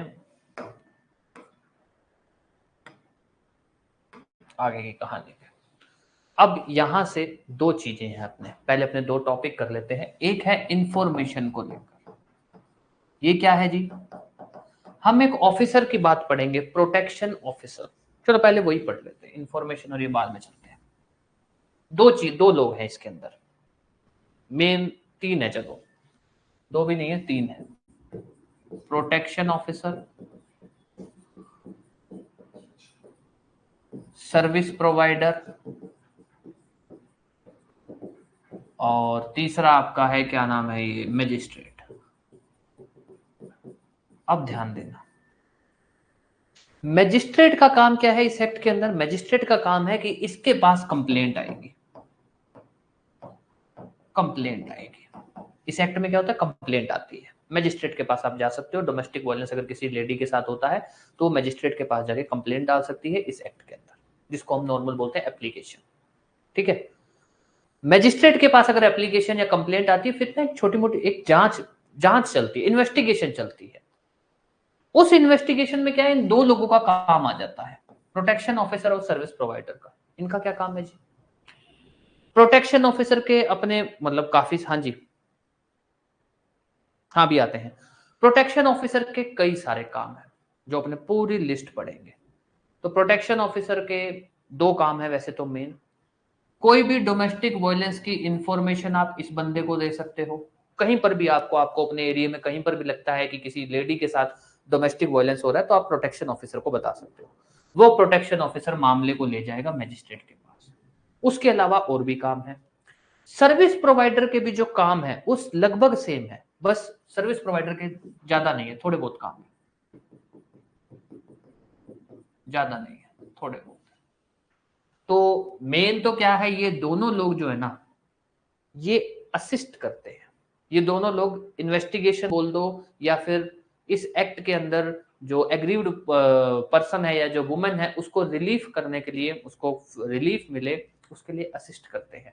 ये भाई साहब है जो पूरी प्रक्रिया चलाते हैं, मैजिस्ट्रेट पूरी प्रक्रिया चलाता है। तो मैजिस्ट्रेट को तो अपने आगे पढ़ेंगे, मैजिस्ट्रेट की सीधी कहानी है, एप्लीकेशन आएगी तो क्या करेगा, कैसे करेगा, वो सारी कहानी है। सबसे पहले अपने ये दो लोग को उठाते हैं, ये दो लोगों को उठाते हैं, ठीक है। हाँ जी, अब बताइए। देखिए जी, वुमेन टेकिंग डिसएडवांटेज, तो कोई भी कानून ले लो, एडवांटेज डिसएडवांटेज तो उसका हो ही सकता है ना। तो अगर कोई वुमेन डिसएडवांटेज ले रही है और अगर वो कोर्ट में प्रूव हो जाता है कि इन्होंने जो केस किया है, जिसको अपने बोलते हैं मैलिशियस प्रोसिक्यूशन, झूठा केस करना, फिर उन पे वो कार्रवाई चल सकती है, केस चल सकता है, उनको जेल हो सकती है, अगर प्रूव हो जाए तो, ठीक है। चलो जी, अब आते हैं दो बंदों पे। सबसे पहले प्रोटेक्शन ऑफिसर, इंपॉर्टेंट है, ध्यान देना। Section 8, section 9। सेक्शन 8 बात करता है प्रोटेक्शन ऑफिसर की अपॉइंटमेंट की, सेक्शन 9 बात करता है इन भाई साहब की फंक्शंस की, कि इनका काम क्या है। तो प्रोटेक्शन ऑफिसर को अपॉइंट कौन करेगा? अपॉइंट करेगा स्टेट गवर्नमेंट। अपॉइंट कौन करेगा? State government. कहां होगा? हर डिस्ट्रिक्ट के अंदर, हर जिले के अंदर एक प्रोटेक्शन ऑफिसर होगा। और कौन होगा? Preferably women. कोशिश की जाएगी कि वुमेन को ही प्रोटेक्शन ऑफिसर बनाया जाए। सेक्शन 8। आपसे क्या पूछा जा सकता है? आपसे पूछा जा सकता है कि कौन सा सेक्शन प्रोटेक्शन ऑफिसर की अपॉइंटमेंट की बात करता है? कौन सा सेक्शन प्रोटेक्शन ऑफिसर की अपॉइंटमेंट? सेक्शन 8। प्रोटेक्शन ऑफिसर को अपॉइंट कौन करता है? State government. इतना ही पूछा जा सकता है, इससे ज्यादा यहां से कुछ नहीं पूछा जाएगा। उसके अलावा जो क्वेश्चन एक पूछा जा सकता है, प्रोटेक्शन ऑफिसर किसके सुपरविजन में या किसके कंट्रोल में काम करता है? कई बार पूछा गया क्वेश्चन है, अच्छे से पढ़ लेना। मैजिस्ट्रेट, मैजिस्ट्रेट इंपॉर्टेंट है। जिस मैजिस्ट्रेट को लिए, मतलब प्रोटेक्शन ऑफिसर का भी हम काम पढ़ेंगे, इसका काम क्या होता है।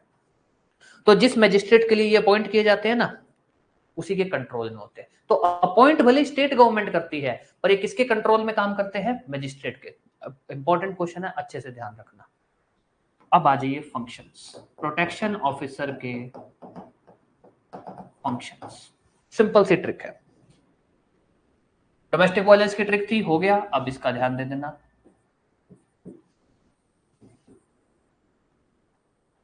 चलो आगे वाला भी लिख देंगे।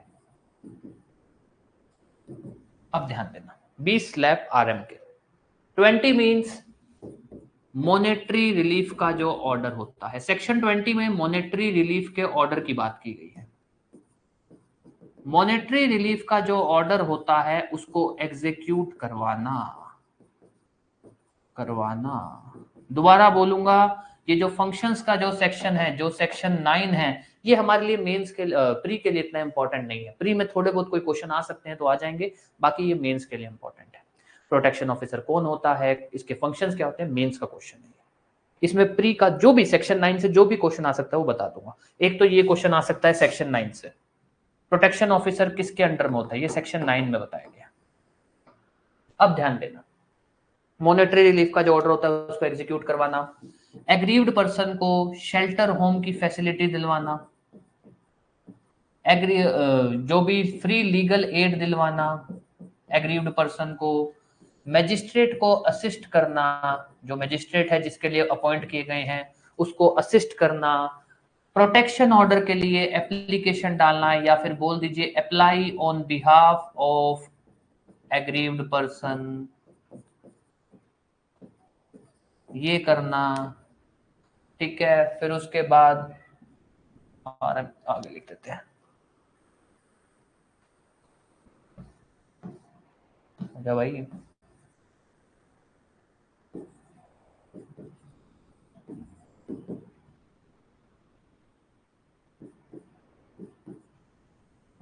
प्रोटेक्शन ऑर्डर हो गया, 20 स्लैब आरएम। एक मिनट, अपने से कोई गड़बड़ तो नहीं हुई ना? हाँ ठीक है। डोमेस्टिक इंसिडेंट रिपोर्ट बनाना, तो आपसे पूछा जा सकता है, एक क्वेश्चन बताऊंगा अभी, ध्यान देना। डोमेस्टिक इंसिडेंट रिपोर्ट, और एक है मेडिकल एग्जामिनेशन। अब ध्यान देना,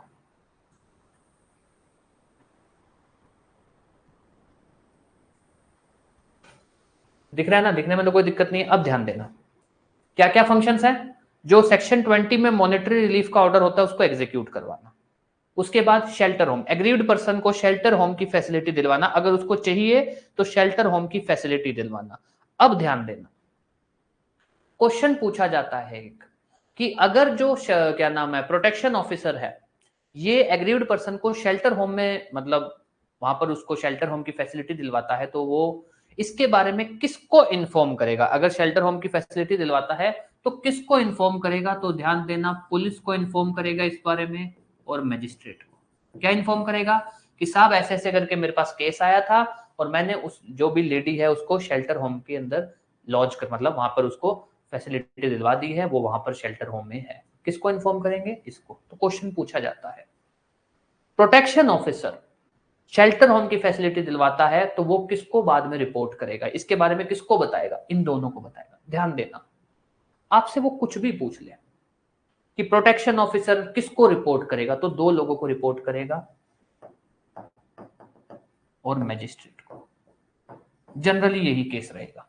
कुछ भी पूछ ले, किसको रिपोर्ट सबमिट करेगा? पुलिस को, मैजिस्ट्रेट को, पुलिस को, मैजिस्ट्रेट को, ज्यादातर यही बनेगा। तो यहां पर किसको रिपोर्ट करेगा? Police, magistrate. Legal aid assist करेगा मैजिस्ट्रेट को, छोड़ दो, उसके बिहाफ पे छोड़ दो, इसमें और कुछ है नहीं। डोमेस्टिक इंसिडेंट रिपोर्ट है, अब डोमेस्टिक इंसिडेंट रिपोर्ट किसको जाती है जी? ये जाती है मैजिस्ट्रेट को। डोमेस्टिक इंसिडेंट रिपोर्ट, जैसे पुलिस वाला पुलिस रिपोर्ट किसको सबमिट करता है? मैजिस्ट्रेट को, वैसे ये भी मैजिस्ट्रेट को। उसके बाद कहानी है कि इस रिपोर्ट की कॉपी किसको जाएगी बाद में? रिपोर्ट तो चलेगी, ओरिजिनल रिपोर्ट तो मैजिस्ट्रेट को, कॉपी किसको? तो कॉपी जाएगी, सॉरी, पुलिस को, पुलिस ऑफिसर इंचार्ज को, और सर्विस प्रोवाइडर को। यहां ध्यान दे देना, थोड़ा सा चेंज है। जनरली हम क्या बोल रहे हैं कि अगर प्रोटेक्शन ऑफिसर कोई भी रिपोर्ट, कहीं कोई भी एक्टिविटी करता है तो उसके बारे में रिपोर्ट किसको देगा? इन दोनों को। बस ये ध्यान देना। और यहां पर चेंज क्यों हुआ? क्योंकि भैया आप डोमेस्टिक इंसिडेंट रिपोर्ट की ओरिजिनल रिपोर्ट मैजिस्ट्रेट को दे चुके हो, तो मैजिस्ट्रेट तो आएगा नहीं, फिर कौन आएगा? पुलिस और सर्विस प्रोवाइडर। मेडिकल एग्जामिनेशन करवाओगे, उसकी भी रिपोर्ट किसको दोगे? उसकी भी रिपोर्ट दोगे पुलिस को, मैजिस्ट्रेट को। आपसे कुछ भी पूछ लिया जाए, जो प्री का क्वेश्चन बनता है, अगर बनेगा तो, अगर बहुत ही अजीब क्वेश्चन बनेगा तो, कि प्रोटेक्शन ऑफिसर अगर मेडिकल एग्जामिनेशन की रिपोर्ट किसको सबमिट करेगा? प्रोटेक्शन ऑफिसर जो है शेल्टर होम में सबमिट करने की रिपोर्ट किसको सबमिट करेगा? डोमेस्टिक इंसिडेंट रिपोर्ट, ध्यान देना, डोमेस्टिक इंसिडेंट रिपोर्ट किसको सबमिट करेगा और उसकी कॉपी किसको सबमिट करेगा? मेडिकल एग्जामिनेशन की रिपोर्ट किसको सबमिट करेगा? शेल्टर होम में लॉज करने की रिपोर्ट किसको सबमिट करेगा? ये कुछ एक छोटी छोटी सी बातें हैं जो ध्यान रख लेना। तो प्रोटेक्शन ऑफिसर को लेकर ध्यान दे देना। अपॉइंटमेंट सेक्शन 8, कौन अपॉइंट करता है? State government. कौन अपॉइंट करता है? State government. किसके कंट्रोल में काम करता है? मैजिस्ट्रेट। कौन होगा प्रोटेक्शन ऑफिसर? कोशिश की जाएगी वुमेन हो। फंक्शंस कहां है? सेक्शन 9 में। क्या क्या फंक्शन है? 20 स्लैब आरएम के उससे बना लेना, बस उसमें ये रिपोर्ट वाली बात अच्छे से पढ़ लेना। कोई भी डाउट कुछ भी किसी भी तरह का, प्रोटेक्शन ऑफिसर के दो सेक्शन है, सेक्शन 8, सेक्शन 9। यस, कोई भी डाउट?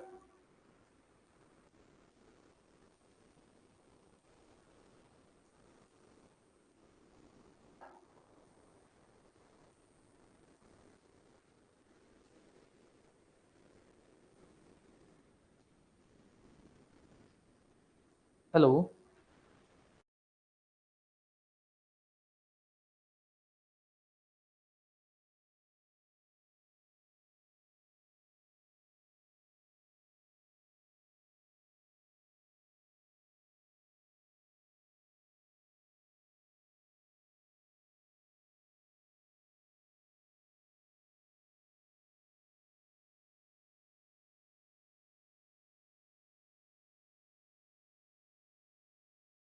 जी सॉरी, हाँ एक्चुअली वो किसी स्टूडेंट का कॉल आया था इसलिए उठाना पड़ा। हाँ जी, क्या कह रहे हैं आप? सर रिपोर्ट पुलिस को प्रोवाइड की जाएगी पहले।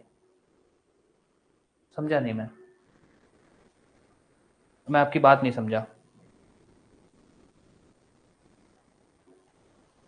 आप पूछ रहे हो या मुझे बता रहे हो? शिवम आप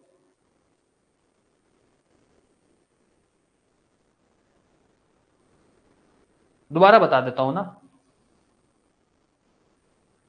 इसी की बात कर रहे हो ना, डोमेस्टिक इंसिडेंट रिपोर्ट की बात कर रहे हो ना।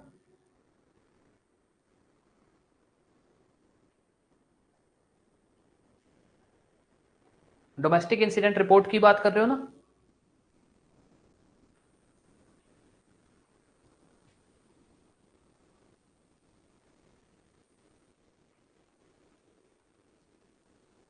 डोमेस्टिक इंसिडेंट की बात कर रहे हो या फिर आप नॉर्मली बात कर रहे हो इसकी कि पहले पुलिस फिर मैजिस्ट्रेट। अच्छा डोमेस्टिक, देखो डोमेस्टिक इंसिडेंट का कंसेप्ट ये है कि डोमेस्टिक इंसिडेंट रिपोर्ट की ओरिजिनल कॉपी, देखो डोमेस्टिक इंसिडेंट रिपोर्ट नॉर्मल है, जैसे अपने नॉर्मली नहीं पढ़ते कि अगर कोई ऑफेंस होगा तो पुलिस जांच करेगी, जांच करने के बाद मैजिस्ट्रेट को रिपोर्ट देगी, सेम वही कंसेप्ट है। बस हम नॉर्मली क्या बोलते हैं, पुलिस रिपोर्ट, यहां क्या बोला गया है, सॉरी डोमेस्टिक इंसिडेंट रिपोर्ट। तो डोमेस्टिक इंसिडेंट रिपोर्ट ओरिजिनल किसके पास जाएगी, मैजिस्ट्रेट के पास, कॉपी किसके पास जाएगी, इन दोनों के पास। और ऐसा नहीं है कि पहले इसके पास फिर इसके पास, नहीं, दोनों के पास। यहां पर भी शेल्टर होम में आपने उसको वुमेन को शेल्टर होम की फैसिलिटी दिलवाई है, तो आप उस वुमेन को जो शेल्टर होम की जहां फैसिलिटी दिलवाई है उसकी रिपोर्ट किसको दोगे, इन दोनों को। अब ठीक है,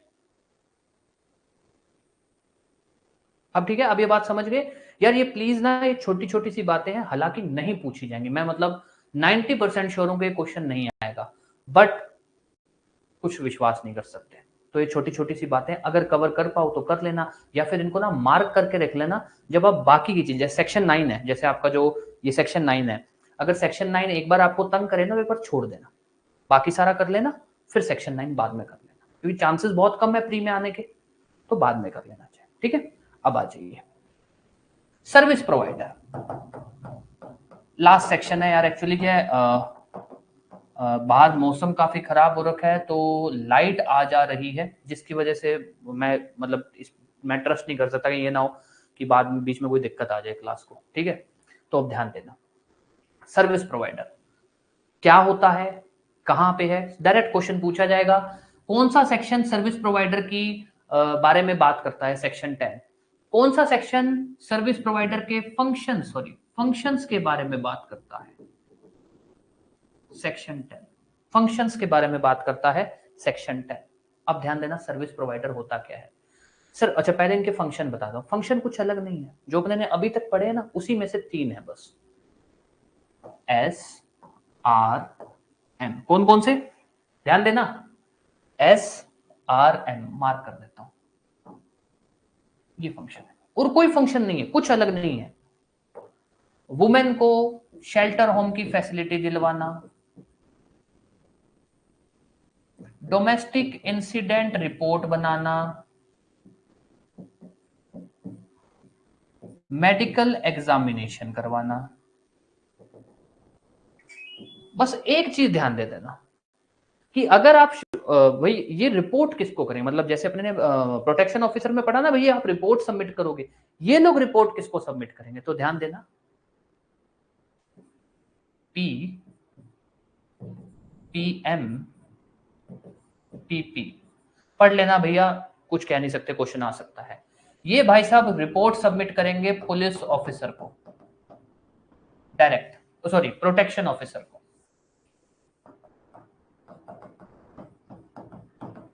प्रोटेक्शन ऑफिसर को, किसको सबमिट करेंगे, प्रोटेक्शन ऑफिसर को। ठीक है, अभी शेल्टर होम क्या होता है ये हमने अभी बात नहीं की है। फिर उसके बाद डोमेस्टिक इंसिडेंट रिपोर्ट किसको सबमिट की जाएगी, पुलिस ऑफिसर को और मैजिस्ट्रेट को। मेडिकल एग्जामिनेशन की रिपोर्ट किसको सबमिट की जाएगी, पुलिस ऑफिसर को और प्रोटेक्शन ऑफिसर को। अब आपसे जो क्वेश्चन पूछा जा सकता है कि भाई शेल्टर होम की फैसिलिटी फंक्शंस जो हैं 3 है, वो आपसे ये पूछ सकता है कि शेल्टर होम का फंक्शन कौन सा नहीं है। जैसे अपने को 3 तो पता है, shelter home sorry service provider का कौन सा फंक्शन नहीं है, 3 तो है, शेल्टर होम की फैसिलिटी दिलवाना, डोमेस्टिक इंसिडेंट रिपोर्ट बनाना, मेडिकल एग्जामिनेशन करवाना। वो अपने बोल दे कि भाई क्या सर्विस प्रोवाइडर का ये काम है कि क्या कहते हैं प्रोटेक्शन ऑर्डर के लिए एप्लीकेशन डालना, नहीं सर, नहीं है। एग्रीव्ड पर्सन के बिहाफ पे कोर्ट में केस या मैजिस्ट्रेट के पास केस कौन करता है, प्रोटेक्शन ऑफिसर। वो सर्विस प्रोवाइडर का काम नहीं है, वो नहीं कर सकता। सर्विस प्रोवाइडर के सिर्फ यही 3 काम है जो अपने को याद करने हैं। कैसे याद करोगे, SRM, shelter home, domestic incident report, medical examination. Report किसको जाएगी? रिपोर्ट के लिए याद रखोगे PMPP। पहले है प्रोटेक्शन ऑफिसर, फिर पुलिस ऑफिसर मजिस्ट्रेट, फिर पुलिस ऑफिसर प्रोटेक्शन ऑफिसर। याद अच्छे से पढ़ लेना, यहां से क्वेश्चन आ सकता है। कहां पर फंक्शन बताए गए हैं? सेक्शन 10 के अंदर। अब सर्विस प्रोवाइडर कौन होता है, ध्यान दे देना, सर्विस प्रोवाइडर कौन होता है। तो सर्विस प्रोवाइडर कौन होता है, इसके बारे में सिंपल सी बात बोली गई है। जो सोसाइटीज होती हैं, जो ये एनजीओ नहीं होती हैं, जो कंपनीज होती हैं, जो एक तो होता है भाई कमर्शियल कंपनी है, एक क्या होता है जैसे ना कंपनीज होती है ना, वो अपने आप को रजिस्टर भी करवाती है कि हम लोग भाई जो काम करने, फॉर एग्जांपल टाटा है, तो टाटा नो डाउट बड़ी कंपनी है, कमर्शियल कंपनी है, पर ये लोग अपने आप को जैसे ऐसे रजिस्टर भी करवा लेते हैं कि हम लोग जो है ना लाइक एनवायरमेंट के लिए भी काम करेंगे, हम लोग जो है वुमेन प्रोटेक्शन के लिए भी काम करेंगे, और वो अपनी एक यूनिट बना लेते हैं कंपनी में से ही, कोई एक डिपार्टमेंट, एक यूनिट बना देते हैं जो सिर्फ यही काम करते हैं। तो हम उसको मान लीजिए जैसे नॉर्मली हम नाम दे देते हैं टाटा एनजीओ या टाटा ऑर्गेनाइजेशन, और वो यही काम करती है। जैसे जियो में है, रिलायंस के अंदर रिलायंस धीरू भाई अंबानी फाउंडेशन, तो वो क्या है, उस कंपनी का काम है, एक यूनिट है। तो कंसेप्ट क्या होता है कि देखो सोसाइटीज तो चलो इसी काम के लिए रजिस्टर होती हैं। सोसाइटीज का तो काम क्या होता है, जो मान लीजिए जो पब्लिक है उसका भला करना। कंपनीज क्या होती है, कुछ कंपनीज भी इसलिए रजिस्टर होती है। तो हम क्या बोलते हैं यहाँ पे कि ऐसी कोई भी सोसाइटी, ऐसी कोई भी कंपनी जो रजिस्टर हुई है for purpose of protection of women, women के लिए जो रजिस्टर हुई है, वो सर्विस प्रोवाइडर होती है।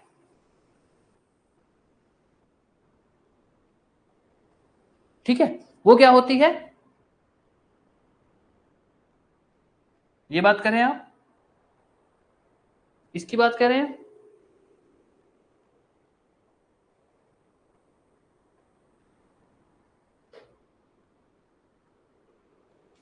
ये अपने गलत गलत की है क्या? हाँ, थैंक यू यार, थैंक यू शिवम, ये गलत किया आपने, ठीक है। ये पुलिस ऑफिसर है, ये प्रोटेक्शन ऑफिसर है। एक मिनट, हाँ, शेल्टर होम हो गया, अगर ये पुलिस ऑफिस, ठीक है, थैंक यू, हाँ थैंक यू, ये ऐसा है, ठीक है, ये ध्यान देना। अच्छा दिनेश जी ने बताया क्या, सॉरी हम, थैंक यू दिनेश, ठीक है, ये ध्यान दे देना, ये अपने ने गलत बता दिया था अभी। चलो अब ध्यान देना। तो जो ऐसी कोई भी सोसाइटी है, ऐसी कोई भी कंपनी है जो रजिस्टर होती है वुमेन की प्रोटेक्शन के लिए, इनको सर्विस प्रोवाइडर का काम दिया जाता है। ये होती हैं सर्विस प्रोवाइडर। आपसे क्या पूछा जा सकता है, यहां से आपसे कोई क्वेश्चन नहीं पूछते, आपसे सिंपल पूछा जा सकता है सर्विस प्रोवाइडर का सेक्शन नंबर बताइए, सर्विस प्रोवाइडर के फंक्शन का सेक्शन नंबर बताइए, सेक्शन 10। बट आपसे जो बहुत अच्छा क्वेश्चन पूछा जा सकता है, अगर अच्छा लेवल का क्वेश्चन बनाना होगा, तो ये क्या सर्विस प्रोवाइडर का काम नहीं है, तो ध्यान रख लेना ये तीन ही काम है। Service provider domestic incident report की डोमेस्टिक इंसिडेंट रिपोर्ट किसको सबमिट करेगा, ध्यान देना, ये इंपॉर्टेंट क्वेश्चन है, किसको सबमिट करेगा डोमेस्टिक इंसिडेंट रिपोर्ट, बहुत इंपॉर्टेंट है। मेडिकल एग्जामिनेशन की रिपोर्ट किसको सबमिट करेगा, तो ये इंपॉर्टेंट क्वेश्चन है। अब एक क्वेश्चन जो ध्यान देना, जो कई बार पूछा गया क्वेश्चन है, डोमेस्टिक इंसिडेंट रिपोर्ट बनाने की पावर किसके पास है, किसके पास है? आप लोग पढ़ रहे हो, अभी तक आपने सुना है, डोमेस्टिक इंसिडेंट रिपोर्ट बनाने की पावर किसके पास है?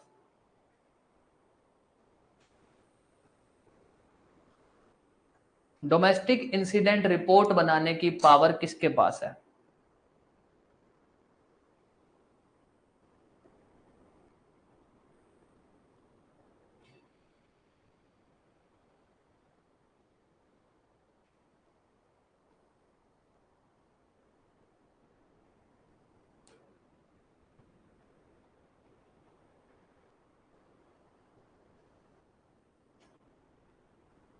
डोमेस्टिक इंसिडेंट रिपोर्ट बनाने की पावर किसके पास है? आप लोग पढ़ रहे हो, हम लोगों ने प्रोटेक्शन ऑफिसर भी पढ़ा, हम लोगों ने सर्विस प्रोवाइडर भी पढ़ा, तो ध्यान दो,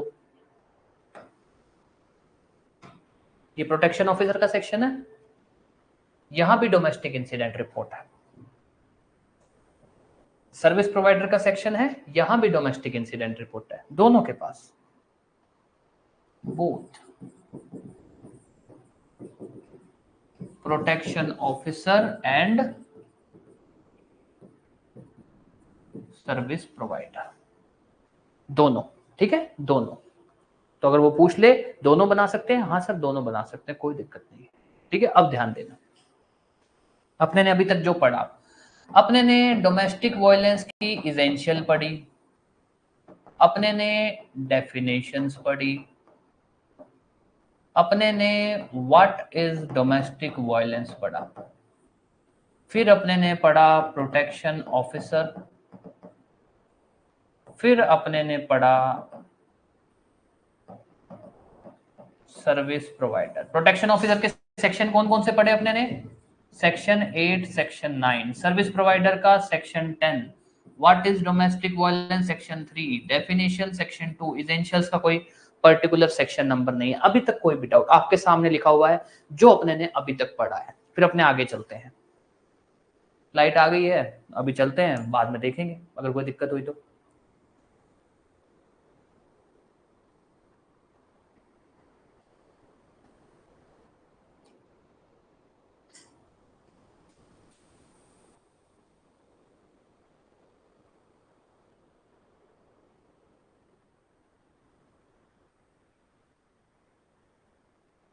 यस, अभी तक कोई भी डाउट?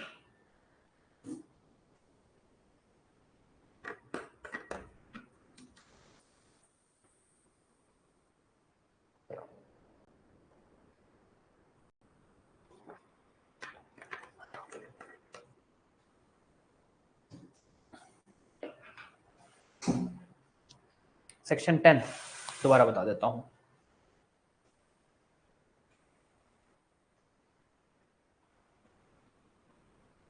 हाँ जी, सेक्शन 10 जो है ना, कुछ गलत तो नहीं लिखा था ना आपने वहां पे? हाँ ठीक है। सेक्शन 10 सर्विस प्रोवाइडर के बारे में बात करता है। जैसे सेक्शन 8 और सेक्शन 9 प्रोटेक्शन ऑफिसर की बात करता है, जिसमें 8 उसकी अपॉइंटमेंट, 9 उसके फंक्शंस की बात करता है। सेक्शन 10 सर्विस प्रोवाइडर की अपॉइंटमेंट और फंक्शन दोनों की बात करता है। हालांकि अपॉइंटमेंट नहीं होती है सर्विस प्रोवाइडर की, सर्विस प्रोवाइडर की रजिस्ट्रेशन होती है। रजिस्ट्रेशन मतलब ये होता है कि ये जो सोसाइटीज हैं, ये जो कंपनीज हैं, जो अपने आप को ये बोलती हैं कि हम वुमेन के बेनिफिट के लिए काम करना चाहते हैं, तो उनको as a service provider register किया जा सकता है। उनका काम क्या होगा? जो डीवी एक्ट में जो भी काम बताए गए हैं वो उनका काम होगा। मेन उनके काम क्या होते हैं सर? मेन 3 काम है। मेन कितने काम है? 3। S R M, S R और एम। तो सबसे पहली बात, सर्विस प्रोवाइडर कौन होता है? कंपनीज या सोसाइटीज।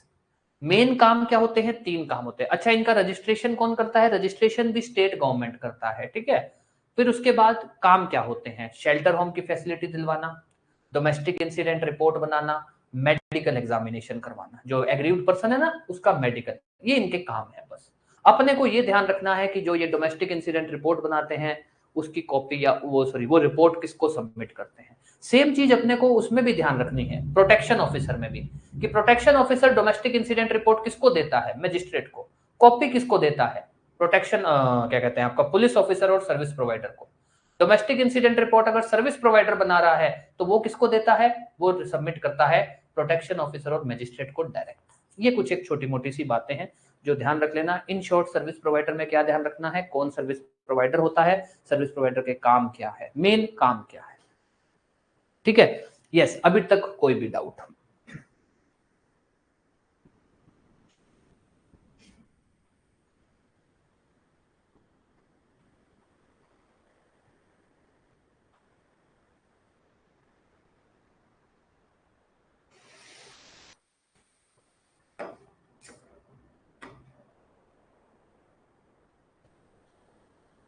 जी, कोई भी doubt?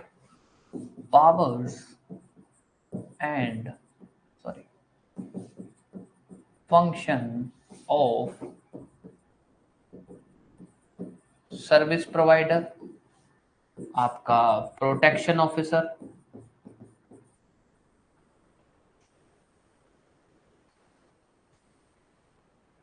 National women commission.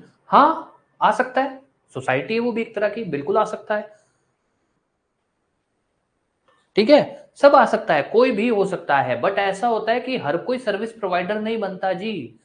As a service provider आपको अपने आप को रजिस्टर करवाना पड़ता है कि सर हम सर्विस प्रोवाइडर के तौर पर काम भी कर लेंगे। जस्ट बिकॉज आप कोई सोसाइटी हो, जस्ट बिकॉज आप कोई कंपनी हो, इसका मतलब ये नहीं है आप सर्विस प्रोवाइडर बन गए। आपको सरकार के पास एज ए सर्विस प्रोवाइडर अपने आप को रजिस्टर भी करना पड़ेगा। जैसे सिंपल सी भाषा में बात करते हैं कि भाई अभी राजस्थान में एक योजना चल रही है, मुख्यमंत्री अनुप्रीति योजना ऐसे करके कोई नाम है, जिसके अंदर अगर आप सरकार के पास अपने आप को रजिस्टर करवाते हो तो जो भी है आपको सरकार एक डोनेशन के तौर पर पैसा देती है और आप बच्चों को फ्री पढ़ा सकते हो। कुछ ऐसा एक सिस्टम सा होता है। अब हर कोचिंग तो उसमें नहीं चली जाएगी, जो अपने आप को रजिस्टर करवाएगी वो होगी। तो सेम कंसेप्ट यहाँ है कि हर कंपनी, हर सोसाइटी सर्विस प्रोवाइडर नहीं है, जो अपने आप को रजिस्टर करवाएगा वो बनेगा।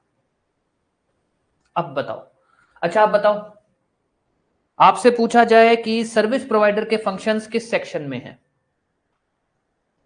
सर्विस प्रोवाइडर के फंक्शंस किस सेक्शन में है? प्रोटेक्शन ऑफिसर के फंक्शंस किस सेक्शन में है? बताओ, सर्विस प्रोवाइडर के फंक्शंस किस सेक्शन में है? प्रोटेक्शन ऑफिसर के फंक्शन किस सेक्शन में है? पावर्स एंड फंक्शंस बोल दो चाहे, किस सेक्शन में है?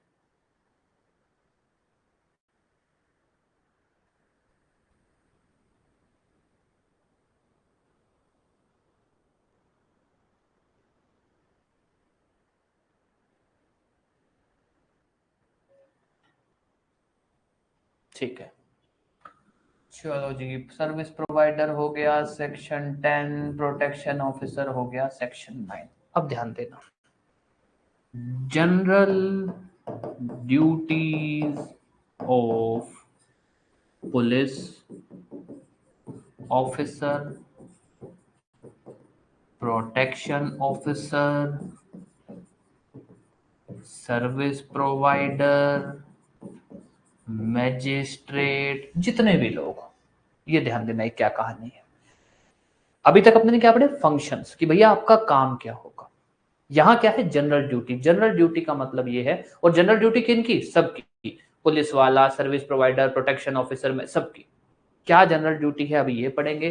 कौन सा सेक्शन है? सेक्शन 5। अब ध्यान देना, आपसे पूछे फंक्शंस, पावर्स, सेक्शन बताओ, सेक्शन 9 और 10। आपसे पूछे जनरल ड्यूटीज बताओ, किसी की भी पूछ ले, प्रोटेक्शन ऑफिसर की बताओ, सर्विस प्रोवाइडर की बताओ, सेक्शन 5। ये ध्यान दे देना, लैंग्वेज पे ध्यान देना, कंफ्यूज मत हो जाना। वो पूछ ड्यूटीज रहा हो और आप लिख दो फंक्शंस या पावर्स के सेक्शन, नहीं। जनरल ड्यूटी जो सेक्शन 5 है वो सभी की है, तो अगर ड्यूटीज की बात हो रही है तो सेक्शन 5 है, ध्यान दे देना, ठीक है। अब ध्यान देना, सेक्शन 5 क्या है ये सेक्शन 5 एक्चुअली में जनरल ड्यूटी ऐसा है जो किन किन पे है, पहले तो ये ध्यान रख लेना। ड्यूटीज किस किस की है? Police officer, protection officer, service provider, आपका हो गया ये क्या नाम है, मैजिस्ट्रेट, इन सब की है जनरल ड्यूटी। अब जनरल ड्यूटी है क्या? जनरल ड्यूटी है to inform aggrieved person. Aggrieved person को फलानी फलानी कुछ एक बातों के बारे में इन्फॉर्म करना। सेक्शन 5 कहता है कि भाई चाहे तो मैजिस्ट्रेट है, मतलब कोर्ट बोल दो, पुलिस वाला है, प्रोटेक्शन ऑफिसर है, सर्विस प्रोवाइडर है, इनके पास जब भी वो एग्रीव्ड पर्सन आता है तो इनकी ड्यूटी है कि ये उस एग्रीव्ड पर्सन को उसके राइट्स के बारे में बताएं। कौन कौन से rights? To inform aggrieved person कि भैया आपके पास सर्विस प्रोवाइडर की फैसिलिटी है, भैया आपके पास फ्री लीगल एड का राइट है, आपके पास फ्री लीगल एड हो गया, सर्विस प्रोवाइडर हो गया, ठीक है। आप एप्लीकेशन डाल सकते हो फॉर ऑर्डर्स। 5 तरह के ऑर्डर होते हैं, प्रोटेक्शन ऑर्डर, रेजिडेंट, अपने पढ़ लेंगे अभी। आपके पास राइट है, आपके पास अवेलेबिलिटी है, क्या नाम है, प्रोटेक्शन ऑफिसर की आप कंप्लेंट डाल सकते हो, सॉरी अंडर सेक्शन 498 आईपीसी। और अच्छा बताओ बीएनएस में कौन सा होगा ये सेक्शन, बताओ बीएनएस में बताओ कौन सा होगा ये सेक्शन।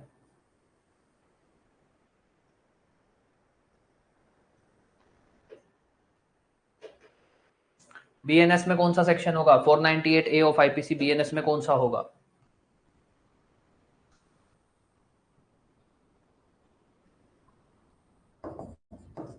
ठीक है, क्रुएल्टी 85। अब ध्यान देना, गुड, अब ध्यान देना। ये क्या कह रहा है? ये कह रहा है कि भाई आपकी ड्यूटी है किस किस की? इन सब की। तो आपसे क्वेश्चन पूछा जा सकता है कि भाई कौन सा सेक्शन जनरल ड्यूटी की बात करता है? सेक्शन 5। सेक्शन 5 किन के ऊपर ड्यूटीज लगाता है? सर सब पे, कुछ भी पूछा हो, police officer, magistrate, protection officer, service, सब पे, सबकी ड्यूटी है। क्या ड्यूटी है? कि तुम एग्रीव्ड पर्सन को उसके अधिकार बताओगे। क्या क्या अधिकार? उसको बताओगे कि भैया तुम्हारे पास सर्विस प्रोवाइडर की फैसिलिटी है, उसको बताओगे सर्विस प्रोवाइडर क्या होता है, वो तुम्हारे लिए क्या काम कर सकता है, उसको बताओगे तुम्हारे पास फ्री लीगल एड की फैसिलिटी है। अब एक चीज और, एक क्वेश्चन यहां से बन सकता है, क्या एग्रीव्ड पर्सन के पास फ्री लीगल एड का अधिकार है? फिर उसको आप बताओगे कि भाई तुम चाहो तो इस एक्ट के अंदर एप्लीकेशन डाल सकते हो, किस चीज की? प्रोटेक्शन ऑर्डर, रेजिडेंस ऑर्डर, इन सब चीजों की। प्रोटेक्शन ऑफिसर के बारे में बताओगे, उसको ये बताओगे कि अगर तुम इस एक्ट में नहीं, अगर तुम आईपीसी या बीएनएस में केस डालना चाहते हो, क्रिमिनल केस करना चाहते हो, कंप्लेंट करना चाहते हो, तो वो भी कर सकते हो। तो आपसे क्या क्वेश्चन पूछा जाएगा? कौन सा सेक्शन, किन किन की ड्यूटीज की बात की गई है और ड्यूटीज क्या क्या है, जिसके अंदर से ये ड्यूटी अच्छे से पढ़ लेना, free legal add. Free legal add एक तरह से उसका अधिकार है एग्रीव्ड पर्सन का। This is section 5। प्री में पूछा गया है, मेंस में आज तक नहीं पूछा गया, पर ये मेंस में भी आ सकता है। ये है आपका सेक्शन 5। कोई भी डाउट, कुछ भी, किसी भी तरह का? अब इसके अंदर ध्यान दे देना किन किन की ड्यूटीज की बात हो रही है। Police officer, protection officer, service provider और मजिस्ट्रेट।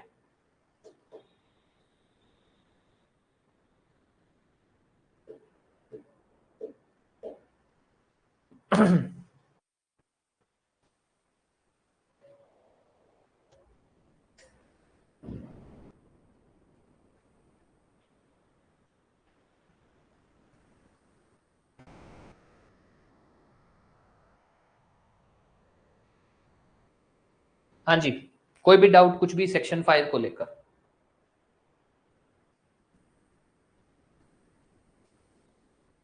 अब ध्यान देना, यहीं से एक चीज याद रख लेना, सेक्शन 5 ड्यूटीज की बात करता है, सेक्शन 6 ड्यूटीज की बात करता है, सेक्शन 7 ड्यूटीज की बात करता है। सेक्शन 6 बात करता है शेल्टर होम की ड्यूटीज की, सेक्शन 7 बात करता है मेडिकल फैसिलिटी वालों की ड्यूटीज की, और सेक्शन 5 बात करता है प्रोटेक्शन ऑफिसर, सर्विस प्रोवाइडर, आपका मैजिस्ट्रेट, पुलिस ऑफिसर, इनकी ड्यूटीज की। तो ये आपसे पूछा जा सकता है, कंफ्यूज मत हो जाना। वो पूछे कि भैया शेल्टर होम की ड्यूटीज का section number section 6, sorry, medical facility वालों की ड्यूटी का सेक्शन 7। ड्यूटीज क्या है? शेल्टर होम का जो भी इंचार्ज है उसकी ड्यूटी है कि वो एग्रीव्ड पर्सन को फैसिलिटी देगा। अगर उसके पास कोई भी एग्रीव्ड पर्सन लाया जाता है, उसकी ड्यूटी है उसको फैसिलिटी देगा। मेडिकल फैसिलिटी वाले की ड्यूटी है कि वो उसको मेडिकल एड देगा। बस बात खत्म, और कुछ नहीं है। ये ध्यान रखना, छोटा मोटा एक इंडेक्स को लेकर ये है, इसको लेकर कंफ्यूज मत रह जाना कि सेक्शन 5 में 4 लोग हैं, 6 में कौन से की ड्यूटी है, 7 में किसकी ड्यूटी है। ठीक है, ये अपना, अगर मैं आपको बोलूं कि अपने जो ये टॉपिक लिखा था ना यहाँ पे, प्रोटेक्शन ऑफिसर, सर्विस प्रोवाइडर के फंक्शन, तो इसी के आसपास यहाँ लिख लेना कि भैया इन्हीं से कनेक्टेड है 5, 6 और 7 भी, 5, 6 और 7 भी। ठीक है, उसके अलावा कुछ भी और कुछ नहीं है। अब एक छोटा सा टॉपिक है, DV act, domestic violence act के अंदर जब हम कंप्लेंट करते हैं ना मैजिस्ट्रेट को, जिसको हम कंप्लेंट बोल सकते हैं, वो तो हम करते हैं सेक्शन 12 में, सेक्शन 12 में, सेक्शन, हाँ 12, सेक्शन 12 इसके बारे में बात करता है कि भैया आप मैजिस्ट्रेट को कंप्लेंट कर सकते हो, जो एग्रीव्ड पर्सन है, जो लेडी है वो कर सकती है, प्रोटेक्शन ऑफिसर कर सकता है। उसने क्या बोला? एग्रीव्ड पर्सन और प्रोटेक्शन ऑफिसर की कंप्लेंट कौन कर सकता है? एग्रीव्ड या फिर प्रोटेक्शन ऑफिसर।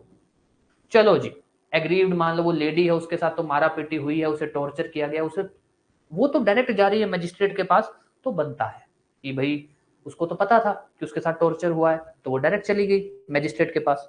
ये भाई साहब को कैसे पता लगा, इनको कैसे पता लगा कि किसी लेडी के साथ टॉर्चर हुआ है, इनको कैसे पता लगा? तो एक कंसेप्ट है जिसको अपने कुछ इस तरह से पढ़ेंगे, कंप्लेंट, विच इज एक्ट के अंदर प्रक्रिया का चालू होना, और दूसरा is information to protection officer. Protection officer को बताना कि साहब कहीं पे किसी लेडी के साथ डोमेस्टिक वायलेंस हुआ है, होने के चांसेस हैं। तो ध्यान देना, आपसे पूछा जाए कि कौन सा सेक्शन बात करता है about information to protection officer, section 4। Complaint या फिर एप्लीकेशन टू मजिस्ट्रेट की बात कौन सा सेक्शन बात करता है? सेक्शन 12। सेक्शन ध्यान रखना, कंफ्यूज मत हो जाना। प्रोटेक्शन ऑफिसर के बारे में क्या बोलता है कि कौन इन्फॉर्म कर सकता है? एनी पर्सन, कोई भी आदमी, कोई भी आदमी जिसको ऐसे लगता है कि डोमेस्टिक वायलेंस हुआ है, होने के चांसेस हैं, मतलब कि एक्ट हो चुका है, लाइकली टू बी कमिटेड, कुछ भी है, वो प्रोटेक्शन ऑफिसर को इन्फॉर्म कर सकता है। अब ध्यान देना, जो क्वेश्चन पूछा जाता है, कौन सा section information to protection officer की बात करता है? सेक्शन 4। कौन इन्फॉर्म कर सकता है? सर कोई भी, ऐसा नहीं एग्रीड पर्सन उसका नहीं, कोई भी इन्फॉर्म कर सकता है। अच्छा, ड्यूटी है क्या उसकी?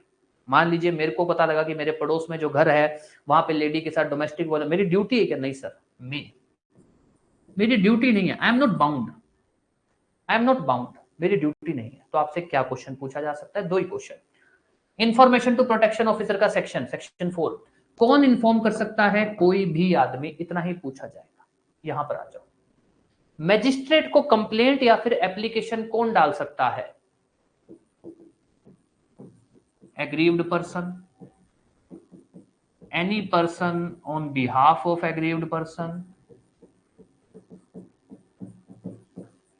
और तीसरा है प्रोटेक्शन ऑफिसर। ये ध्यान रख लेना है, सर्विस प्रोवाइडर नहीं है इसमें, ध्यान दे देना। इन तीनों में से कोई भी कंप्लेंट कर सकता है। तो आपसे क्वेश्चन पूछा जा सकता है, इंफॉर्मेशन कौन दे सकता है? कोई भी। कंप्लेंट की एप्लीकेशन कौन डाल सकता है? 3 लोग हैं, एग्रीव्ड पर्सन के बिहाफ पे या उसका रिलेटेड कोई भी बंदा, या फिर प्रोटेक्शन ऑफिसर, यही एप्लीकेशन डाल सकते हैं। यहां से अपनी प्रक्रिया चालू होगी, जिसको हम नाम देंगे प्रोसीजर, जिसमें अपने, हालांकि है तो बहुत ज्यादा बड़ा नहीं है, छोटा सा ही है, पर एक्चुअली क्या है कि लाइट का काफी दिक्कत आ रही है, तो मुझे ये कि बीच में कोई दिक्कत ना आ जाए, अपनी क्लास करवाने में कोई इश्यू आ जाए। तो अब अपने यहाँ से बहुत छोटी छोटी सी बातें हैं वो अपने चलाएंगे, हार्डली कल का अपने क्लास और लेंगे, जिसके अंदर आपका डीवी एक्ट खत्म कर देंगे विद केस लॉज या जो भी पढ़ने लायक है। ठीक है? हाँ जी, हाँ जी बिल्कुल, ठीक है। ये है, अब अपने इतना ही पढ़ेंगे, और बाकी डीवी एक्ट के अंदर ऐसी ही चीजें हैं पढ़ने लायक, और मेन तो यही है। बाकी यार देखो भाई, आप लोग का ये क्वेश्चन हो सकता है कि भाई डीवी एक्ट को ढंग, मतलब पूरा इन डिटेल, तो ये है कि भाई पूरा इन डिटेल अपने बाद में भी पढ़ सकते हैं। जिन लोगों का अभी एग्जाम नहीं है वो लोग बाद में भी पढ़ सकते हैं, बाद में भी क्लासेस होंगी, पर अभी आपके लिए जरूरी ये है कि कुछ इस तरह से पढ़ लो कि पेपर में क्वेश्चन आ क्या सकता है, तो वो बेटर रहेगा, है ना? ठीक है। हिंदी का लेक्चर कनुप्रिया जी आज नहीं करेंगे, क्योंकि आज ऐसा था कि मैंने सोचा था कि इस क्लास को करवा देंगे, तो हिंदी का लेक्चर पोस्टपोन कर दिया था, तो हिंदी का लेक्चर नहीं होगा आज जी। पार्टनरशिप का कौन क्या टाइम रखे हैं? टाइम मैंने वैसे फिक्स डिसाइड नहीं किया, शाम का रख दिया करेंगे, शाम को अपलोड कर दिया करेंगे, आप लोग शाम को टेस्ट दे दिया करो, शाम को ही 5-6 बजे अपलोड कर दिया करेंगे।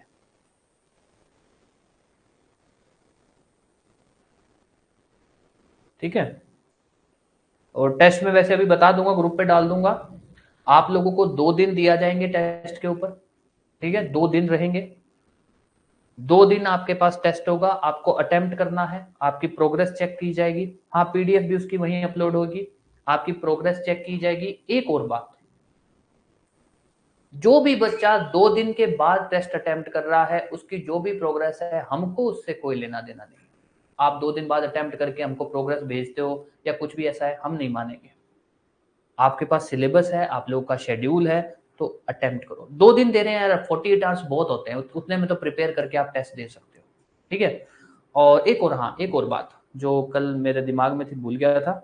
एक और चीज, थोड़ा सा ना, जो टेस्ट होंगे शुरू, मतलब ये पार्टनरशिप्स होगा या जो भी टेस्ट है, जैसे लैंड रेवेन्यू, तो चलो लैंड रेवेन्यू मान लो, कई जगह या मान लीजिए 10 या 20% क्वेश्चन, जितने भी क्वेश्चन होंगे उसके 20% मान लो, 20% क्वेश्चन ऐसे होंगे जो बहुत ही अजीब होंगे। उनको पढ़ना, आते हैं तो अच्छी बात है, नहीं भी आते कोई टेंशन मत लेना, बस उनको पढ़ के याद कर लेना कि अगर ऐसा लेवल का, इस लेवल का क्वेश्चन अगर आता है तो पता हो बस। ठीक है, ये ध्यान दे देना।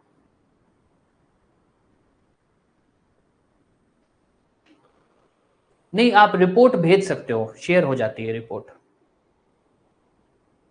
प्रोग्रेस इज लाइक कनुप्रिया, जैसे हमने हम जैसे 6 को अपलोड करते हैं टेस्ट, तो उसके बाद क्या है, हम लोग चेक कर सकते हैं कि कितने बच्चों ने टेस्ट अटेम्प्ट किया, उसमें किसके कितने मार्क्स आए। ठीक है, वो सब हम चेक कर सकते हैं। तो 2 दिन बाद हम आपका चेक कर लेंगे और हम वही उसी की प्रोग्रेस मानेंगे। उसके बाद आप लोगों ने चाहे कोई भी प्रोग्रेस, आप लोगों ने कोई भी टेस्ट दिया हो, तो हम नहीं मानेंगे, और उसी के बेस पे हम इवेल्युएट करेंगे। उसी के बेस पे जिसकी जैसी परफॉर्मेंस होगी उसको वैसा बताया जाएगा।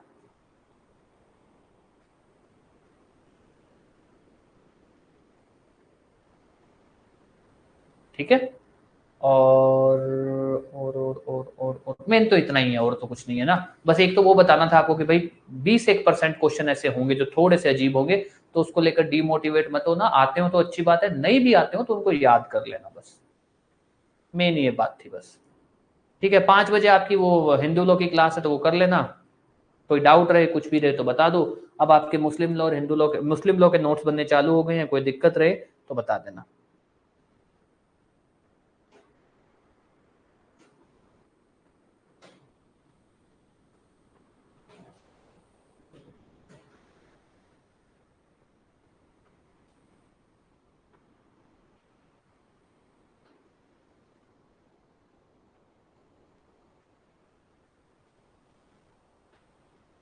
ठीक है, तो खत्म करते हैं क्लास। कुछ पूछना है तो पूछ लो।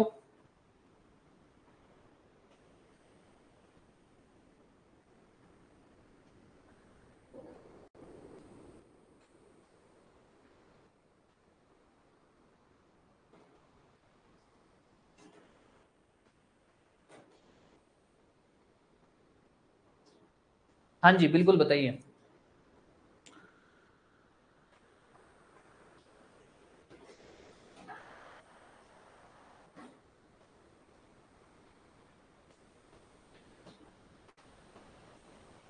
लो, बरसात हो गई है भयंकर। हिंदू लो ही है ना? कौन सी क्लास है शाम को? मेरे पास तो,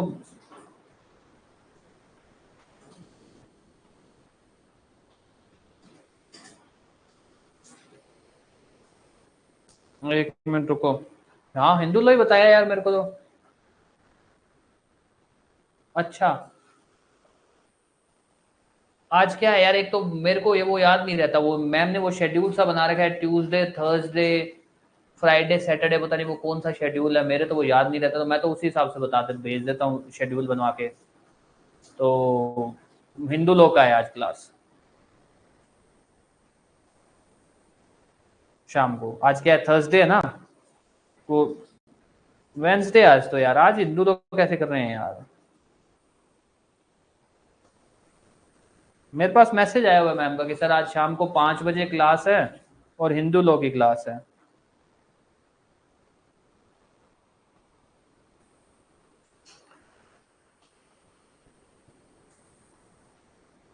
या मेरे को तो 5 बजे का बोला है। आप लोगों को क्या बोला है, क्लास नहीं है आज? आप लोगों को क्या बोला, आज शाम की क्लास नहीं है? मेरे पास तो मैसेज आया भाई, आपकी क्लास खत्म होने के बाद, कि आज 5 बजे क्लास होगी शाम को। अच्छा, ऐसा क्या? चलो मेरे को 5 मिनट दो, मैं कंफर्म करके फिर बता देता हूँ ना आप लोगों को।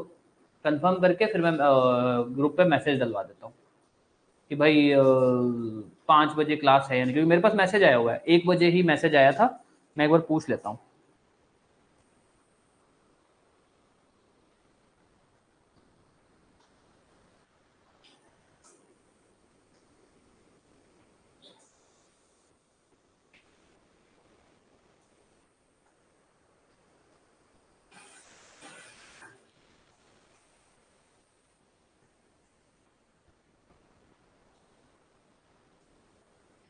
ठीक है, मैं ग्रुप पे भिजवा देता हूँ चेक करके।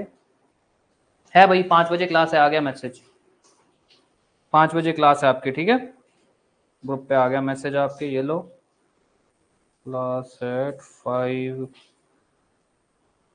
PM Hindu law, Hindu law की क्लास है।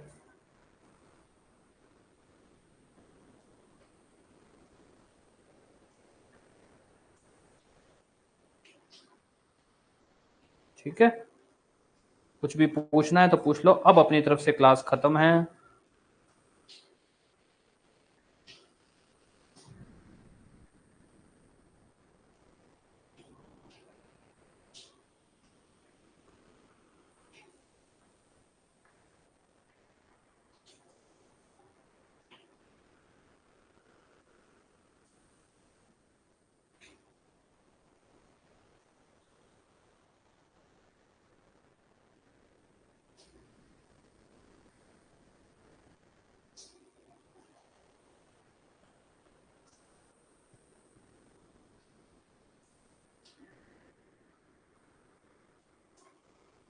चलो कर दे खत्म, थैंक यू।